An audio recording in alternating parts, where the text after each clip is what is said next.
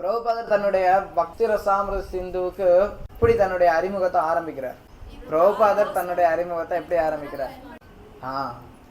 பக்தி ரசாமிருத சிந்துனுடைய வரலாற்றை சொல்றார். அதாவது ரூப கோஸ்வாமி எப்படி இந்த பக்தி ரசாமிருத சிந்து எழுதினார், அவர் எப்படி பக்திக்கு வந்தார் அப்படிங்கிறத வரலாற்றை சொல்றார். முதல்ல பக்தி ரசாமிருத சிந்துனுடைய வரலாற்றை சொல்லிட்டு ஆரம்பிக்கிறார். அதுக்கடுத்து பிரபுபாதர் என்ன சொல்றார் தன்னுடைய அறிமுகத்துல? அதெல்லாம் முன்னுரையில அறிமுகத்துல என்ன சொல்றார்? இந்த விஷயம் சொல்றார், வரலாறு சொல்றார். அதுக்கடுத்து என்ன சொல்றார்? இந்த பக்தி ரசாமிருத சிந்து புத்தகத்தை என்ன இருக்குங்கிறத சொல்றார். இந்த பக்தி ரசாமிருத சிந்துல இருக்கக்கூடிய விஷயம் வந்து பக்தி ரசம். ரசம் வந்து 2 வகைப்படும். நல்லா கரெக்டா சொல்றீங்க. பௌதிக ரசா, ஆன்மீக ரசா. சரியா? பௌதிக ரசாவுனுடைய குணநலன்கள் என்னென்ன, அது எப்படிப்பட்டது? உதாரணம் கேட்கல, குணம் கேட்டேன். தற்காலிகமானதுதான். அதை எப்படி சொல்றது? சப்பால சுகம். இது வந்து ஏதோ கொஞ்ச நேரத்துக்கு வரக்கூடிய சுகம். அப்புறம் இன்னொரு குணம் போக தியாகம். ஒரு இதை எடுத்துக்கிறது, போக்குறது. ஸோ இதுதான் வந்து பௌதிக ரசத்தினுடைய தன்மைகள்னு சொல்லி பிரபுபாதர் சொல்றார். அதுக்கடுத்து முன்னுரையில எப்படி ஆரம்பமாகுது? முன்னுரை முதல்ல மங்களாச்சரணத்தோட ஆரம்பிக்குது. மங்களாச்சரணத்துல யாருக்கெல்லாம் என்னெல்லாம் சொல்லப்படுது? மங்களாச்சரணத்துல முதல்ல கிருஷ்ணர் தான் இந்த புத்தகத்தினுடைய மைய பொருள் அப்படிங்கிறத சொல்றார். எல்லா ரசங்களுக்கும் மூலமா இருக்கக்கூடிய கிருஷ்ணர் தான் இந்த புத்தகத்துக்கு மைய பொருள்னு சொல்றார் ஸ்ரீ ரூப கோஸ்வாமி. அதுக்கப்புறம் ஆன்மீக குருவுக்கு வணக்கம் செலுத்துறார், சைத்தன்ய மகாபிரபுவுக்கு வணக்கம் செலுத்துறார். அப்புறம் பக்தர்கள் எல்லாருக்கும் வந்து ஆசி கொடுக்கிறார். இந்த பக்தி ரசாமிருத சிந்து தீயவர்களால் தீண்டப்படக்கூடாதுன்னு சொல்லி வேண்டிட்டு இந்த பக்தி ரசாமிருத சிந்து உலகம் முழுக்க பக்தியினால மூழ்கடிக்கட்டும் அப்படின்னு சொல்லி ஆசி கொடுக்கிறார். அப்போதைக்கு ஒரு முக்கியமான ஒரு உதாரணத்தை கொடுக்கிறார் பக்தர்களை பத்தி ஸ்ரீ ரூப கோஸ்வாமி. சொல்லுங்க பாருங்க, யாரா சொல்லுங்க.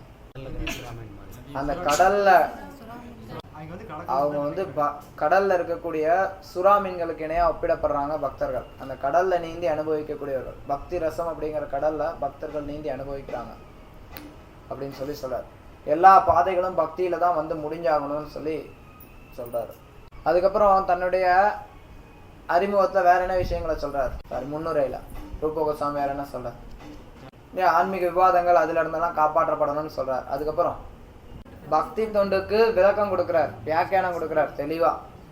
பரிபாஷ்ய சூத்ரா, அதுதான் இந்த புத்தகத்துக்கு பக்தி ரசாமிருத சிந்து மொத்தத்துக்கும் பரிபாஷ்ய சூத்ராவா அமையுது. அந்யாபிலாஷிதா சூன்யம் ஞான கர்மாதி அனாவிருத்தம் அனுகூலியேன கிருஷ்ணானுசீலனம். பக்தி இதை நம்ம தெளிவா நம்மளுடைய வாழ்க்கையில தினமும் நம்ம ஞாபகத்துல வச்சுக்க வேண்டிய ஒரு முக்கியமான விஷயம் இது. அந்யாபிலாஷிதா சூன்யம் ஞான கர்மாதி அனாவிருத்தம் அனுகூலியேன கிருஷ்ணானுசீலனம் பக்தி உத்தமா. இதனுடைய அர்த்தம் என்ன? உத்தம பக்தி அப்படிங்கிறது இதர வித ஆசைகள்லாம் இல்லாம, பலநோக்கு செயல்களுக்கான ஆசைகள் இல்லாம, பௌதிக ஞானம் இல்லைங்க, அருவவாதத்துல முடிவடையக்கூடிய ஞானத்துல இருந்து விடுபட்டு கிருஷ்ணருக்கு அனுகூலமா சேவை பண்றது, அதுதான் உத்தம பக்தின்னு சொல்ற. ஸோ இப்போ வந்து அதுல ஒவ்வொரு சில பாயிண்ட்ஸ் நம்ம பார்த்தோம். தூய பக்தி அப்படிங்கிறது கிருஷ்ணருக்கு செய்யப்படணும், வேற யாருக்கோ செய்யப்படக்கூடியது கிடையாது, தேவர்களுக்கு செய்யப்படக்கூடியது கிடையாது. அப்ப கிருஷ்ணருக்கு மட்டும் சொல்லும்போது அப்ப விஷ்ணுவுக்கு நாராயணருக்குலாம் செய்யப்படக்கூடியதெல்லாம் எப்படி சேர்க்கறது? கிருஷ்ணருடைய பக்தர்களுக்கெல்லாம் செய்யப்படக்கூடியதெல்லாம் எப்படி சேர்க்கறது? கிருஷ்ணருடைய இடங்களுக்கு செய்யப்படக்கூடியதுலாம் எப்படி சேர்க்கறது அப்படின்னு ஒரு கேள்வி வரும். அதனால வந்து நம்ம கிருஷ்ணா அப்படின்னா அதுல வந்து கிருஷ்ணருடைய ஸ்வாம்சா விபின்னாம்சா எல்லாமே உள்ளடங்கும். அதாவது கிருஷ்ணருடைய விரிவங்கங்கள் விஷ்ணு, நாராயணர், நரசிங்கர், ராமர், வராகர், கூர்மர் இவங்க எல்லாருமே உள்ளடங்குறாங்க. அதே சமயத்துல பக்தர்கள், தூய பக்தர்களும் அதுல உள்ளடங்குறாங்க. கிருஷ்ணருடைய தாமமும் அதுல உள்ளடங்குது. ஸோ அதனால இது எல்லாத்துக்குமே செய்யப்படக்கூடியது பக்தி. பக்தி அப்படிங்கிறது கிருஷ்ணரை திருப்திப்படுத்தக்கூடிய நோக்கத்தோட செய்யப்படக்கூடியதா இருக்கணும். கிருஷ்ணர் வந்து பல விஷயங்கள்ல திருப்தி அடைவார், ஆனா அவரை திருப்திப்படுத்தணும் அப்படிங்கிற நோக்கத்தோட நம்ம செய்யணும். அனுகூலியான கிருஷ்ணானுசீலனம். அப்புறம் பக்தி அப்படிங்கிறது செயல்களால் ஆனது. செயல்கள் எப்படி 3 வகைப்படுது? மனதால செய்யப்படக்கூடிய செயல்கள், வார்த்தையால செய்யப்படக்கூடிய செயல்கள், உடலால செய்யப்படக்கூடிய செயல்கள். மன, வாக்கிய, கிரியா. ஸோ இந்த 3 வகையா நம்ம செயல்பாடுகளில் ஈடுபடுறோம். இந்த 3 வகை செயல்பாடுகள் நம்ம செஞ்சு அதன் மூலமா கிருஷ்ணருக்கு திருப்திப்படுத்துறது பண்ணோம். கர்மா அப்படின்னா கர்மத்துல இருந்து விடுபட்டு இருக்கணும் அப்படின்னா என்ன அர்த்தம்? செயல்களின் பலன்களை எதிர்பார்க்க கூடாது, பலன் நோக்கு செயல்களில் ஈடுபடக்கூடாது. நான் இது கிருஷ்ணருக்கு பக்தி பண்றேன், இதன் மூலமா நான் இதை அடைவேன் அப்படிங்கிற எண்ணத்தோட செய்யப்படக்கூடியதா இருக்கக்கூடாது பக்தி. ஞானத்துல இருந்து விடுபட்டு இருக்கணும் அப்படின்னா என்ன? அருவவாத கற்பனைகள்ல இருந்து விடுபட்டு இருக்கணும். அதாவது இறுதி குறிக்கோள் அருவவாதத்தை நோக்கி போறதுல இருந்து விடுபட்டு இருக்கணும். அப்படி விடுபட்டு இருந்தது அப்படின்னா அப்ப அது பக்தியாக கருதப்படுது. ஞான கர்மாதி அனாவிருத்தம். ஆதி அப்படின்னா என்ன? ஆதி அப்படிங்கிறது எதை காட்டுது? மற்றதுன்னா எதெல்லாம் சொல்லுது? யோக பயிற்சிகள் போன்றவைகள், சித்திகளை எதிர்பார்க்கிறது, இதெல்லாம் வந்து உள்ளடக்குது. இந்த எந்த ஆசைகளும் இல்லாம செயல்படணும்னு சொல்லி ரூப கோஸ்வாமி விளக்கம் கொடுக்குறாரு. விளக்கம் கொடுத்துட்டு அந்த விளக்கத்துக்கு அவர் வந்து சாட்சி காட்டுறார்.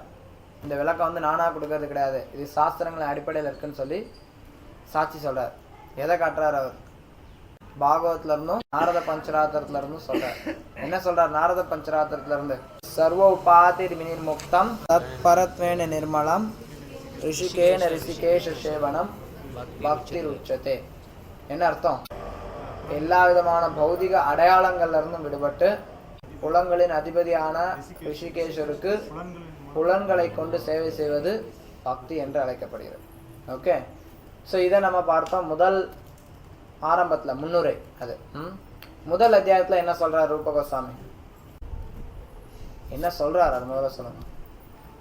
நோட்ஸ் புக்கெல்லாம் மூடி வச்சிருங்க. முதல் அத்தியாயத்தில் என்ன சொல்றார்? பக்தியினுடைய 6 குணநலன்களை சொல்றார். 6 குணநலன்களும் யாரு சமஸ்கிருதத்திலையும் தமிழ்லையும் சொல்லுவீங்க? கிளேஷாக்னி. முதல் குணம் கிளேஷாக்னி. கிளேஷாக்னினா என்ன அர்த்தம்?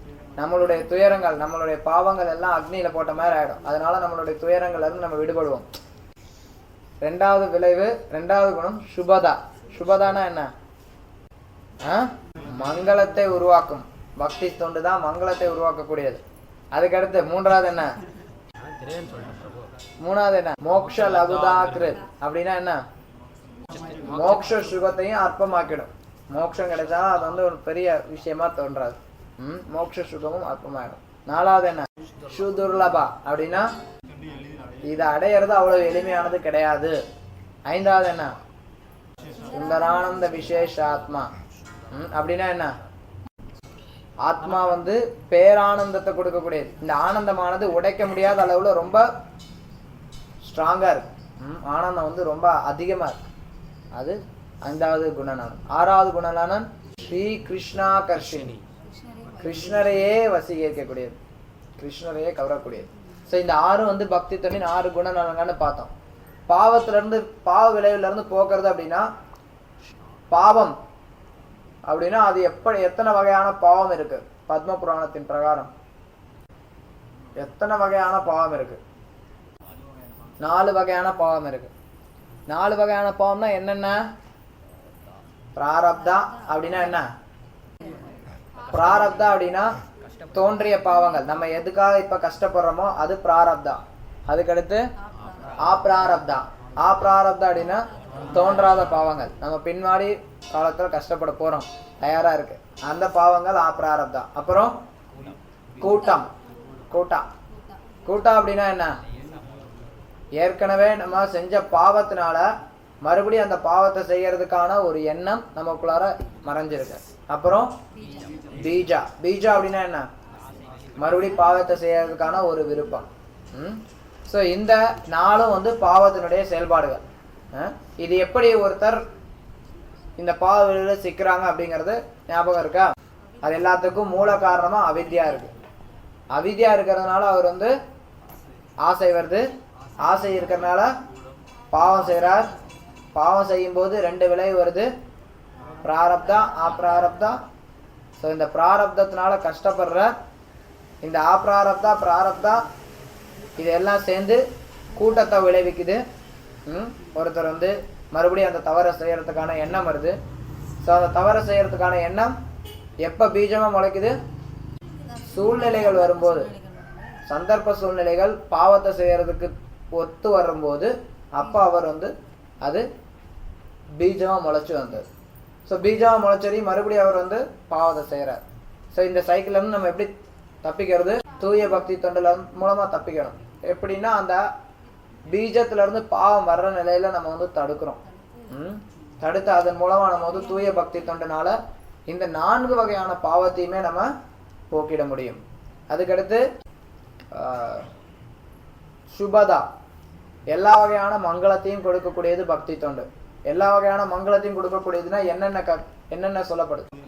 உலக மக்கள் எல்லாருக்கும் நன்மை பயக்கக்கூடியது இது. அப்புறம் உலக மக்கள் எல்லாரையும் கவரக்கூடியது பக்தி தொண்டு. அப்புறம் சாதுவின் குணநலன்களை மக்களுக்கு கொடுக்குது. அப்புறம் மகிழ்ச்சியை தரக்கூடியது. ஸோ இந்த 4 வகையான விளைவுகளையும் கொடுக்கக்கூடியதுனால பக்தி தொண்டானது மிகவும் மங்களகரமானதுன்னு சொல்லப்படுது. அதுக்கடுத்து மோக்ஷ லகுதாகிருத், மோக்ஷத்தின் சுகமும் அற்பமாயிடுது. இந்த பக்தி தொண்டை அடையிறது அப்படிங்கிறது ரொம்ப அரிது. மிக உன்னதமான சுவையை ஒருத்தர் அடைகிறார். அதுக்கப்புறம் கிருஷ்ணரையே கவர்றார். ஸோ இந்த 6 பக்தி தொண்டினுடைய குணநலன்களே உடனே நமக்கு தோண்டிடுமா? ஹரே கிருஷ்ணா ஹரே கிருஷ்ணா கிருஷ்ண கிருஷ்ண ஹரே ஹரே ஹரே ராம ஹரே ராம ராம ராம ஹரே ஹரே. 6 குணம் எனக்கு வந்துச்சு. கிருஷ்ணரே எனக்கு கவர்ந்துட்டார். அப்படியா? சாதன பக்தியின் மூலமா வரும். சாதன பக்தியில எந்த குணநலன்கள்லாம் வெளிப்பட ஆரம்பிக்கும்? முதல் 2 சாதன பக்தியில முதல் 2 விளைவுகள் தான் வரும். இந்த கிளேஷாக்னி சுபதா, இந்த 2 தான் சாதன பக்தியில தோன்றும். மோக்ஷ லகுதாகிருத்தும் சூதுர்லபாவும் எப்ப தோன்றும்? பாவ பக்தியில தோன்றும். அதுக்கடுத்து சுந்தரானந்த விசேஷ ஆத்மாவும் ஸ்ரீ கிருஷ்ணாகர்ஷணியும் பிரேம பக்தியில தோன்றும். ஸோ இது நம்ம தெரிஞ்சுக்கணும். எல்லாமே உடனே தோன்றுகிறார். ஸோ ஒவ்வொன்றும் ஒவ்வொரு நிலையில தோன்றக்கூடியது. அப்போ பக்தி அப்படிங்கிற சாப்டருக்குள்ளார அடுத்த அத்தியாயத்தில் போறாரு. பக்தி அப்படிங்கிற கருத்துக்குள்ளார பக்தியை 3 வகையா பிரிக்கிறோம். எப்படி பிரிக்கிறோம்? சாதன பக்தி, பாவ பக்தி, பிரேம பக்தி. இதுக்கு முன்னாடி இன்னொரு விஷயம் விட்டுட்டோம். முதல்ல அறிமுகத்திலே இந்த புத்தகத்துல 4 பிரிவுகள் இருக்கு. என்னென்ன பிரிவுகள், எப்படி பிரிக்கப்பட்டிருக்கு இந்த புத்தகம்? 4 அலைகளா பிரிக்கப்பட்டிருக்கு. என்ன 4 அலைகள்? எப்படி பிரிக்கப்பட்டிருக்கு? கிழக்கு அலை, மேற்கு அலை, தெற்கு அலை, வடக்கு அலை. எப்படி போறாரு அவர்? எப்படி ஆரம்பிக்கிறார்? கிழக்குல இருந்து ஆரம்பிக்கிறார். கிழக்கு, தெற்கு, மேற்கு, வடக்கு, இப்படி போறார். சரியா? ஸோ கிழக்குல நம்ம இப்ப இந்த நம்ம பார்க்க போறது தக்ஷிண பூர்வா. அது மட்டும் தான் நம்ம பார்க்க போறோம். சரியா? ஸோ இந்த தக்ஷிண பூர்வாங்கிறத நம்ம பார்த்துட்டு இருக்கிறோம். அதுல 4 பகுதிகள் இருக்கு. என்னென்ன இருக்குது? தக்ஷிண பூர்வால 4 லகாரிஸ் இருக்கு. என்னென்ன இருக்கு? சாமானிய பக்தி. சாமானிய பக்தினா எதெல்லாம் உள்ளடங்குது? பக்தி தொண்டை பத்தி பொதுவான விளக்கம், அது சாமானிய பக்தி. அது முன்னுரையும் அத்தியாயம் 1. இது சாமானிய பக்தி. அதுக்கடுத்து சாதன பக்தி. சாதன பக்தி பக்தி தொண்டை பயிற்சி பண்றது சாதன பக்தி. அது அத்தியாயம் 2ல இருந்து 16 வரைக்கும். அதுக்கு அடுத்தது பாவ பக்தி. பாவ பக்தி 17, 18. பிரேம பக்தி 19வது அத்தியாயம். இதுதான் இந்த புத்தகத்துல இருக்கக்கூடிய விளக்கம். இப்ப 2வது அத்தியாயத்துல சாதன பக்தி பார்க்கறோம்னு சொல்றோம். சரியா? சாதன பக்தினா என்ன? அது 2 வகை. சாதன பக்தியில 2 வகை சொல்றேன். சாதன பக்தி அப்படின்னா என்ன? பாவ பக்திய ஒரு ஜீவனுக்குள்ளார இருக்கக்கூடிய பாவ பக்தியை வெளிப்படுத்துறதுக்காக பக்தி தொண்டை பயிற்சி செய்யக்கூடியது சாதன பக்தின்னு அழைக்கப்படுது. சரியா? தூய பக்தி தொண்டை பயிற்சி பண்றதுங்கிறது சாதன பக்தி. இந்த சாதன பக்தியில 2 வகைகள் இருக்கு. அதுதான் வைதி சாதன பக்தி, வைத்தி இல்ல வைதி, வைதி சாதன பக்தி, ராகானுக சாதன பக்தி. சரியா? வைதி சாதன பக்தினா என்ன? வைதி சாதன பக்தினா என்ன? அதாவது கிருஷ்ண பக்தியை, இந்த சாதன பக்தியை பயிற்சி பண்ணணும் அப்படிங்கிற எண்ணமானது குரு மற்றும் சாஸ்திரங்களுடைய கட்டளை அடிப்படையா வச்சு இருக்கு. குரு சொல்லியிருக்கார், சாஸ்திரத்துல சொல்லப்பட்டிருக்கு, அதனால நம்ம பண்றோம் அப்படிங்கிற எண்ணத்துல செய்யப்படக்கூடியது வைதி சாதன பக்தி. ராகானுக சாதன பக்தினா இயற்கையா தன்னிச்சையா பகவான் மேல ஒரு பிரியம் வந்து அதுல செய்யப்படக்கூடியது ராகானுக சாதன பக்தி. ராகானுக சாதன பக்தியில இன்னும் பல விளக்கங்கள் இருக்கு, அதை அடுத்தடுத்து நம்ம படிப்படியா பார்க்கலாம். இப்ப சாதன பக்தியில 3 வகையான பக்தர்கள் இருக்கிறாங்க. எப்படி இருக்கிறாங்க? உத்தம அதிகாரி, மத்தியம அதிகாரி, கனிஷ்ட அதிகாரி. எதன் அடிப்படையில அவங்கள பிரிக்கிறோம்? சாஸ்திர ஞானம், நம்பிக்கை. சாஸ்திர ஞானத்தையும் நம்பிக்கையும் அடிப்படையா வச்சு உத்தம அதிகாரி, மத்தியம அதிகாரி, கனிஷ்ட அதிகாரின்னு பிரிக்கிறோம். கனிஷ்ட அதிகாரிக்கு நம்பிக்கை எப்படி இருக்கும்? சாஸ்திர ஞானம் எப்படி இருக்கும்? யாரும் தெளிவா சொல்ல, எல்லாம் தான் கேட்க.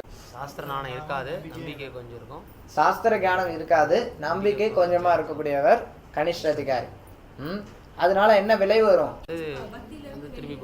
பக்தியில இருந்து விலகி போறதுக்கு வாய்ப்புகள் அதிகமா இருக்கு. ஏன்னா யாராவது அவர்கிட்ட வந்து வேற ஏதாவது பத்தி சொன்னார்னா அதை நம்பிட்டு பக்தி விட்டுட்டு போயிடுவார். மத்தியம அதிகாரியினுடைய குணநலன்கள் என்னன்னா, அவர் எப்படி இருப்பார்? அவருடைய நம்பிக்கை எப்படி இருக்கும்? நம்பிக்கை வலுவா இருக்கும், சாஸ்திர ஞானம் பாதி இருக்கும், ஓரளவுக்கு இருக்கும். ஸோ அதனால என்ன விளைவு வரும்? பக்தியை விட்டு அவர் போக மாட்டார், எதிர்த்து வாதாடுவார். ஆனா ஒரு சில நேரத்துல அவர் தோல்வி வரலாம். அப்படி தோல்வியுற்றாலும் அவருடைய நம்பிக்கை வந்து குறையாது, வருத்தப்பட மாட்டார். வருத்தப்படுவார், நான் வந்து கிருஷ்ண பக்தியை நிலைநிறுத்த முடியலையேன்னு வருத்தப்படுவார். ஆனா அதே சமயத்துல அவருடைய நம்பிக்கை வந்து சிதைவராது. உத்தம அதிகாரி எப்படிப்பட்டவர்? சாஸ்திர ஞானம் முழுமையா இருக்கு, நம்பிக்கை முழுமையா இருக்கு, அதனால எதிர்வாதங்களை முறியடிக்கக்கூடிய திறன் வாய்ந்தவர். ஸோ இவர் உத்தம அதிகாரி. இந்த வகைகளை நம்ம பார்த்தோம். அப்புறம் வேற என்ன பார்த்தோம்? நம்ம போன வாரம் வேற என்ன பார்த்தோம்? தூய பக்தி தொண்டு ஆனது புக்தி முக்திக்கு அப்பாற்பட்டது. புக்தி முக்தி 2 ஆசைகளையும் விளைக்கினது. ஸோ அதுக்கு பல உதாரணங்கள் நம்ம பார்த்தோம். பக்தர்கள் வந்து பௌதிக ஆசைகள் மற்றும் முக்திக்கான ஆசைகள் இதை எல்லாத்தையும் விட்டளிச்சவங்க. உதாரணம் சொல்லுங்க பார்க்கலாம்.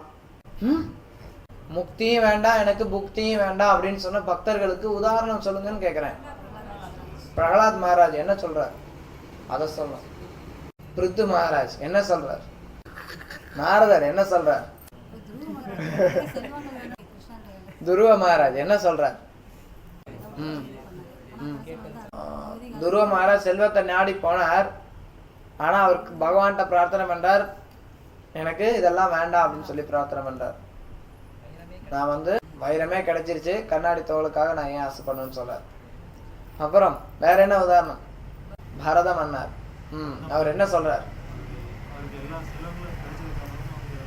எல்லா செல்வமும் கிடைச்சாலும் அது எல்லாத்தையும் வந்து தூரம் இருந்துட்டு கிருஷ்ண பக்தி எடுத்துக்கிறதுக்காக வர்றாரு. அப்புறம் சிவபெருமான் என்ன சொல்றார்? கிருஷ்ணருடைய தாமரை பாதங்கள் இருக்கணுங்கிறாரா? சரணடைவோர் கிருஷ்ணருடைய தாமரை பாதங்கள்ல சரணடையக்கூடிய பக்தர்கள் இதனால புக்திக்காகவும் முக்திக்காகவும் ஆசைப்படுறது இல்லைங்கிறாரு. அப்புறம் முக்கியமா நான் ஒண்ணு எதிர்பார்க்கிறேன், யாராவது சொல்லுவீங்க? நாரத பஞ்சராத்திரத்துல பௌதிக சுகம் இதெல்லாம் விட்டு வெளியில வருவாங்கன்னு சொல்றாரு. முக்கியமா நான் ஒண்ணு எதிர்பார்க்கிறேன், நீங்க எல்லாரும் யாராவது சொல்லுவாங்க, யார் சொல்றீங்கன்னு பார்க்கலாம். தெரியல, யாருக்கும் தெரியல. நா தனம் நா ஜனம் நா சுந்தரீம் கவிதாம் வா ஜெகதீஷ காமயே மம ஜன்மணி ஜன்மணீஸ்வரே பவதாத் பக்தி ரவை துகி துவயி. ஒருத்தருக்கும் தெரியல, ஒருத்தருக்கும் தெரியல. வெக்கமா இருக்கு எனக்கு. சைத்தன்ய மகாபிரபுன்னு ஒரு வார்த்தை வரும்னு பாக்குறேன், ஒருத்தருக்கும் வரல. எனக்கு வெக்கமா இருக்கு. வேற என்ன பார்த்தோம்? ஓகே, சாதன பக்தி பாவ பக்தியை கொடுக்குது அப்படிங்கிறது 2 உதாரணம் பிரபுபாதர் கொடுக்குறாரு. வைத்தியக்கான குணமடைகிறது. சின்ன குழந்தை நடக்க பழகாது. நடக்க பழகும் போது ஏற்கனவே அதுல வந்து நடக்கிறதுக்கான சக்தி இருக்கு, ஆனா அது வந்து பழக்கத்தின் மூலமா அந்த குழந்தை பழகி வருது. ஓகே, சாதன வைத்தி சாதன பக்தியில இருக்கிறதுல மிக முக்கியமான கட்டளை என்ன? எது? 2 கட்டளை அடிப்படையில தான் வைத்தி சாதன பக்தி எல்லாமே நடக்குது. அல்லது 2 கருத்துக்கள் விதி எப்படி வேணாலும் சொல்லலாம். கிருஷ்ணரை எப்பவுமே நினைச்சென்று கிருஷ்ணரை எப்பவும் மறக்கக்கூடாது. இதன் அடிப்படையில தான் எல்லா விதியுமே போய் சேருது. 5 வகையான முக்திகள் யாவை? 5 வகையான முக்திகள் யாரால சமஸ்கிருதமும் அதுக்கு அர்த்தமும் சொல்ல முடியும்? வைகுண்டத்துல பகவானோட வாழணும்னு நினைக்கிறது, அது என்ன? அதுக்கு என்ன பேரு? தெளிவா யாரால சொல்ல முடியும்? 5ஐயும் சான்ஸ்கிரிட் இல்லாமல் சொல்கிறீங்க. ஓகே, சொல்லுங்கள் பார்க்கலாம். பகவானோட வைகுண்ட லோகத்தில் வாழணும், அவரை போன்ற அங்க அவயங்களோட இருக்கிறது, அவருடைய ஐஸ்வர்யங்களோட இருக்கிறது, அவரோட ஒன்றா கலக்கிறது, அருவ பிரம்மத்தில் கலக்கிறது. அப்புறம் இன்னொன்று, அவரோட ரொம்ப நெருக்கமாக வாழ்றது. சரியா? இந்த அஞ்சுத்துக்கும் சமஸ்கிருதம் யாரால சொல்ல முடியும்? சாலோக்கியா அப்படின்னா என்ன? அவரோட லோகத்தில் வாழ்றது. அதுக்கடுத்து சாரூபியா அப்படின்னா அவரோட ரூபத்தை போன்று இருக்கிறது. அப்புறம் சாமீபியா அப்படின்னா அவர் கூடவே வாழ்றது. அப்புறம் சார்ஷ்டி அப்படின்னா அவரை போல ஐஸ்வர்யங்களோட இருக்கிறது. இன்னொன்று சாமீபியா கிடையாது, சாமீபியா தான் சொல்லிட்டே.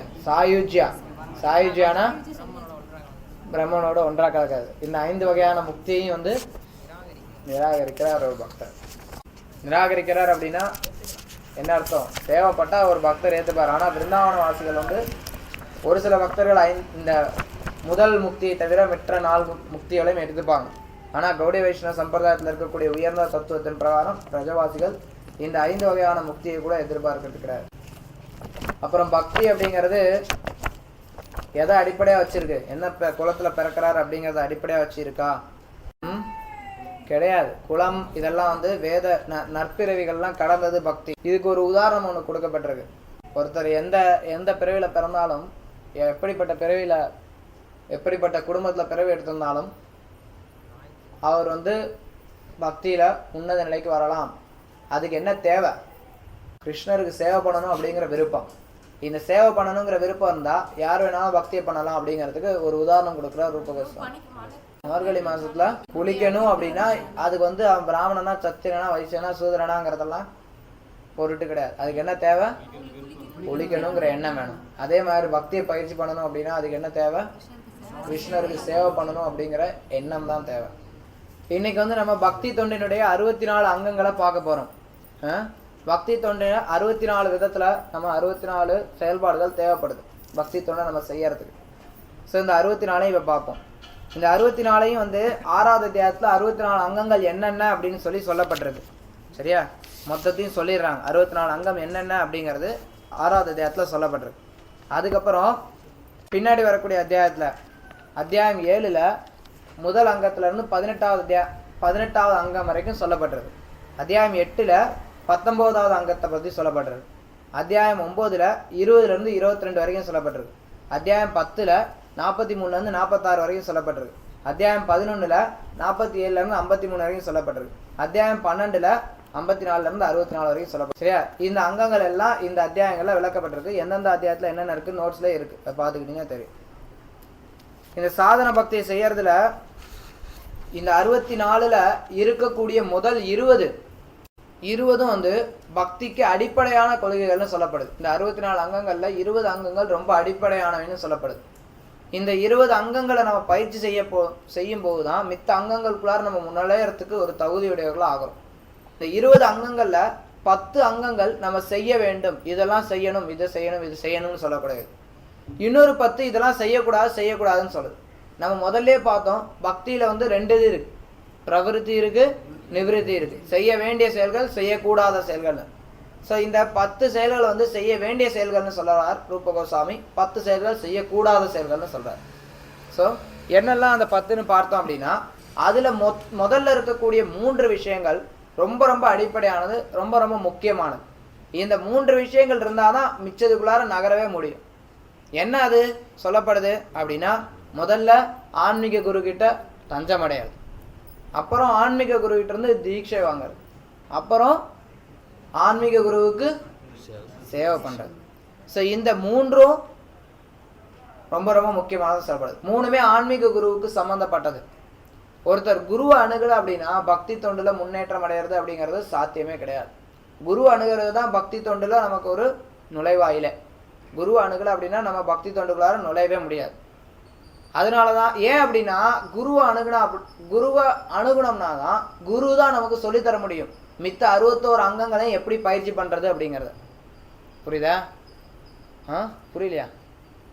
மிச்ச 61 அங்கங்களை எப்படி பயிற்சி பண்றது அப்படிங்கிறது குரு தான் நமக்கு சொல்லி தர்றாரு. அதனால குரு அணுகிறது அப்படிங்கிறது ரொம்ப முக்கியம். குருவை எப்படி அணுகிறது? முதல்ல எடுத்ததையும் போய் தீட்சை வாங்கிறது கிடையாது. முதல்ல குரு வந்து தஞ்சம் அடையணும். குரு கிட்ட போய் தஞ்சம் அடைஞ்சு அவரை நம்ம குருவா ஏத்துக்கிறதுக்கு நம்மளுடைய விருப்பத்தை தெரிவிக்கணும். அதுக்கப்புறம் நம்ம வந்து குரு கிட்ட தீட்சை பெறுவோம். அப்போ நம்ம வந்து சேவை பண்றோம் குருவுக்கு. ஸோ இதன் மூலமா தான் ஒருத்தர் வந்து பக்தி தொண்டுக்குள்ளார நுழையிறாங்க. தீட்சை வாங்காத பட்சத்துல பக்தி தொண்டுல வந்து நுழையிறதே கிடையாது. ஒரு சிலர் நினைச்சுக்கிறாங்க தீட்சை வாங்கிட்டோம் அப்படின்னா நம்ம இனிமேட்டு பக்தி பண்ண தேவையில்லை, இல்ல நம்ம வந்து சீனியரிட்டி அப்படின்னு நினைச்சிடறோம். ஆனா உண்மை என்ன, இங்க பார்த்தோம்னா பக்தி ரசாமிருத பிரகாரம் தீட்சை வாங்கினாதான் பக்தி தொண்டை ஆரம்பிக்கிறோம். இதை நம்ம கவனமா கவனிச்சுக்கணும். இதுல இன்னொரு கருத்தும் பார்க்கணும். ஓகே, உடனே தீட்சை வாங்கினா பக்தி தொண்டை ஆரம்பிக்கிறோம். உடனே போனறையும் நான் வந்து ஒரு மாசமா கோயிலுக்கு வந்துட்டு இருக்கேன், ஒரு வருஷமா கோயில் வந்துட்டு இருக்கேன், 2 வருஷமா கோயில் வந்துட்டு இருக்கேன், எனக்கு உடனே தீட்சை கொடுங்க அப்படின்னு கேட்கறது கிடையாது. அப்படிப்பட்ட தீட்சை வந்து பலன் இருக்காது. இப்படி குருவை அணுகிறது, குரு விட்டு தஞ்சம் அடைந்து தீட்சை வாங்கறதுக்கும் அதுக்கும் ஒரு சில தகுதிகள், முன் தகுதிகள் தேவைப்படும். அதை வந்து ஒருத்தர் ஓரளவுக்கு கிருஷ்ண பக்தியினுடைய நியமங்களை கடைபிடிக்கிறதுக்கான தகுதிகள் இருந்தது அப்படின்னா அப்போ குரு வந்து நம்மளை நியமிக்கிறார். இது மித்த காரியங்கள்லாம் செய்ய. ஸோ இது வந்து ஒரு நுணுக்கமான ஒரு விஷயம். அப்ப நம்ம இப்ப ஜெபம் பண்ணிட்டு இருக்கிறது, இப்ப புத்தகம் படிச்சுட்டு இருக்கிறது, இதெல்லாம் பிரயோஜனமே கிடையாதா? ரூப கோஸ்வாமி இங்க சொல்றார், பக்தி தொண்டுல நுழையணும் அப்படின்னா, பக்தி பண்ணணும் அப்படின்னாலே குருவினுடைய உதவியினாலதான் ஒருத்தர் பக்தி பண்ண முடியும்னு சொல்றார். அப்ப நம்ம தீட்சை வாங்கல அப்படிங்கிற பட்சத்துல நம்ம இப்ப செய்யக்கூடிய ஜபம், இப்ப செய்யக்கூடிய காரியங்கள் எல்லாம், பக்தி காரியங்கள் எல்லாம் பயனுள்ளவையா பயனற்றவையா? ஒரு சிலர் பயனுள்ளவைன்னு சொல்றீங்க, ஒரு சிலர் பயனற்றவைன்னு சொல்றீங்க. ஓகே, யாரெல்லாம் பயனுள்ளவைன்னு சொல்றீங்க? யார் இந்த பயனுள்ளவைன்னு சொல்றவங்கல்ல அது எப்படி பயனுள்ளதுங்கிறத ஜஸ்டிஃபை பண்ண முடியும்? எப்படி விளக்கம்? நீங்க என்ன சொல்றீங்க? நம்ம கூட செய்யக்கூடிய செயல்கள் எல்லாமே கிருஷ்ணர் நினைச்சுதான் சொல்றோம். ஓகே, நான் இப்ப நேத்து போன வாரம் சொல்லி கொடுத்தது ஒண்ணு சொல்றேன். ஸ்ருதி ஸ்மிருதி பஞ்சராத்திரி. யாரும் படிக்கல ஸ்லோகா. ஐய, போன வாரம் எழுதி போட்டு மனப்பாடம் பண்ண சொன்னேன்ல. சரி, யாரெல்லாம் புக்கை வச்சுருக்கீங்களோ படிச்சு பாருங்க. 2வது சாப்டர்லயே வருது. 2வது சாப்டர்ல இல்லையா?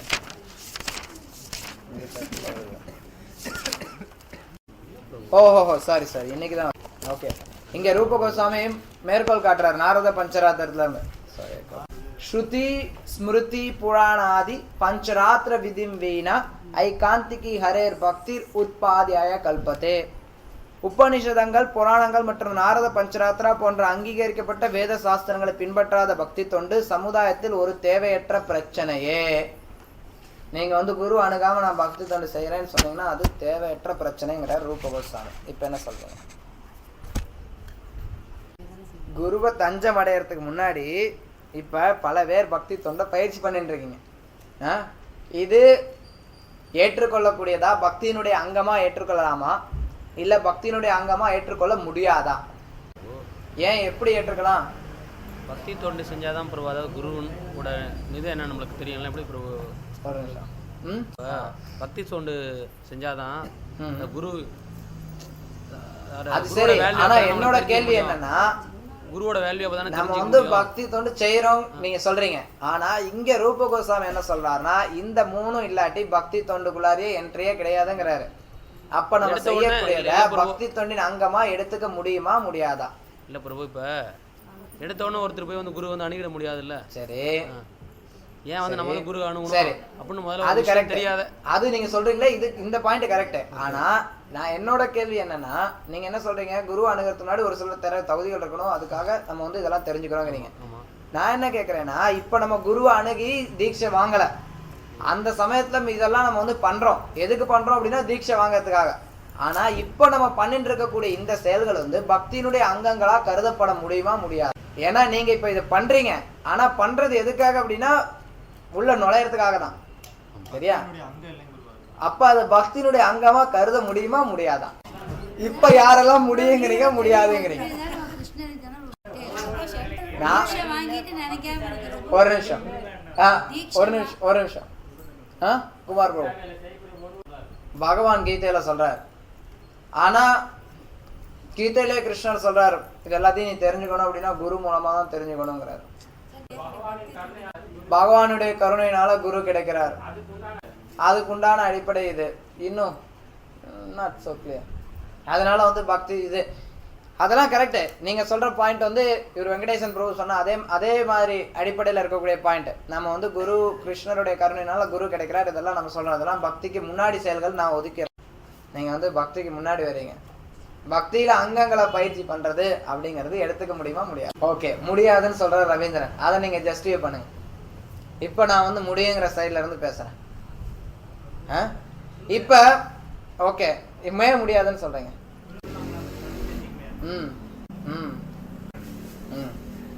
ஆனா நான் வந்து என்னோட பக்தியை நான் இப்ப என்ன பண்ணிட்டு இருக்கிறேனோ அதை வந்து நான் ஏதோ தான் தோன்றித்தனமா நான் பண்ணலையே. இங்க நான் என்ன ரூப கோஸ்வாமி என்ன சொல்றாருன்னா, ஸ்ருதி ஸ்மிருதி புராணாதி பஞ்சராத்திரம் விதி வீணா ஐகாந்திகா ஹரே பக்தி உத்பாதாயவ கல்பத்தே அப்படிங்கிறார். அதாவது ஸ்ருதி ஸ்மிருதி பஞ்சராத்திரம் உபனிஷத் இதுக்கு எதிராக நாம் இதில் பிரகாரம் பின்பற்றாம நான் தான் தோன்றித்தனமா பக்தி பண்ணேன் அப்படின்னா அந்த பக்தி சமுதாயத்தில் இடைஞ்சல்னு சொல்றார். ஆனால் நான் தீட்சை வாங்கலை, ஆனால் அதே சமயத்தில் நான் இப்போ பக்தி பண்ணிட்டு இருக்கேன், இது நான் தான் தோன்றித்தனமா பண்ணலை. நான் தீட்சை வாங்கலை அப்படிங்கிற பட்சத்துலையும் குரு சிஷ்ய பரம்பரை மூலமாக வரக்கூடிய ஆச்சாரியர்கள் சொல்கிற வழியில தான் நான் பண்ணிட்டு இருக்கிறேன். உண்டா இல்லையா? அப்போ எப்படி நீங்கள் வந்து இது அங்கம் இல்லைன்னு சொல்ல முடியும்? மேட்ருக்கு வாங்க ப்ரோ. இந்த பக்கம் பேசினாலும் ஒரு அடி போடுறோம், அந்த பக்கம் பேசினாலும் அடி போடுறோம். எப்படி அப்படின்னா இதுக்கு பல நேரங்களில் உதாரணம் கொடுக்கப்படுது. எப்படின்னா பக்தி தொண்டை நம்ம எடுத்துக்கிறதுக்கு முன்னாடி, அதாவது ஆன்மீக குரு கிட்ட தீட்சை அடையறதுக்கு முன்னாடி நம்ம செய்யக்கூடிய இதர பக்தி தொண்டை எல்லாமே ஒரு ரிகர்சல். அதுதான் பிரபு நானும் சொன்னேன். இது எல்லாமே இல்லை வரேன் நீங்கள் சொன்னீங்க. ஆனால் நான் என்ன சொல்றேன்னா, இது அங்கமாக எடுத்துக்கொள்ள ஒரு விதத்தில் எடுத்துக்கொள்ள முடியாது, ஒரு விதத்தில் எடுத்துக்கலாம். அந்த கருத்துக்கு வரேன் நான். இதை வந்து டோன்ட் ஸ்பெக்குலேட். கண்டதுக்கெல்லாம் அச்சிந்திய பேத தத்துவம்னு சொல்லக்கூடாது. அது வந்து அபராதம். அது ஜீவனுக்கும் ஆத்மாவுக்கும் ஜீவனுக்கும் பகவானுக்கும் இருக்கக்கூடிய உறவுல, பௌதிக உலகத்துக்கு இருக்கக்கூடிய உறவுல வரக்கூடியதான் அச்சிந்திய பேத தத்துவம். நினைச்சதுக்கெல்லாம் அச்சிந்திய பேத தத்துவம்னு சொன்னோம்னா அது அப்புறம் தத்துவத்தை ஒழுங்காக புரிஞ்சுக்காம நிறைய இடங்கள்ல ஆக்சுவலி இது ஒரு கருத்து, சின்ன சைடு கருத்து, அது சொல்லலான்னு இருப்பாரு. நிறைய இடங்கள்ல பக்தர்கள் வந்து தங்களுடைய தத்துவம் என்னங்கிறத விளக்க தெரியாது. ஒரு காரியம் ஒரு கருத்து சொல்லுவாங்க, அந்த கருத்து எப்படிங்கிறத விளக்க தெரியாது. விளக்க தெரியாதப்ப என்ன சொல்லுவாங்க, இது அச்சிந்திய பேத தத்துவன்றாங்க. அவங்களுக்கு விளக்க தெரியல அப்படிங்கிறனால அது அச்சிந்தியான்னு சொல்லிட்டு ஒதுங்கிடுவாங்க. அது வந்து அபராதம். அது மாதிரி நம்ம அச்சிந்தியானா புரிஞ்சுக்கொள்ள முடியாது பகவானுடைய சக்திகள் எப்படி. ஸோ இப்போ இந்த பக்தி தொண்டில் நம்ம அங்கங்களை பயிற்சி பண்ணுறோம் அப்படின்னா இது எல்லாமே ஒரு நாடகத்துக்கு முன்னாடி செய்யக்கூடிய ஒரு ரிகர்சல் மாதிரி. ஒத்திகை ஒரு ஒத்திகை பார்க்குற மாதிரி. ஒத்திகை பார்க்கும்போதும் நடிகர் வந்து நடிச்சுட்டு தான் இருக்கிறார். ஆனால் அதே சமயத்தில் அந்த ஒத்திகை பார்க்குறது எல்லாமே வந்து ஸ்டேஜில் வந்து அவர் பெர்ஃபார்ம் பண்ணணும். சரியா? ஸோ அது மாதிரி இந்த பக்தி தொண்டில் முன்னாடி நம்ம பண்ணக்கூடியது எல்லாமே குருவை அணுகி பின்னாடி நம்ம வந்து இதெல்லாம் ஒழுங்காக பயிற்சி பண்ணணும் அப்படிங்கிற எண்ணத்தோடு நம்ம செய்யக்கூடிய ஒரு ஒத்திகை மாதிரி. ஒத்திகையும் அவசியம்.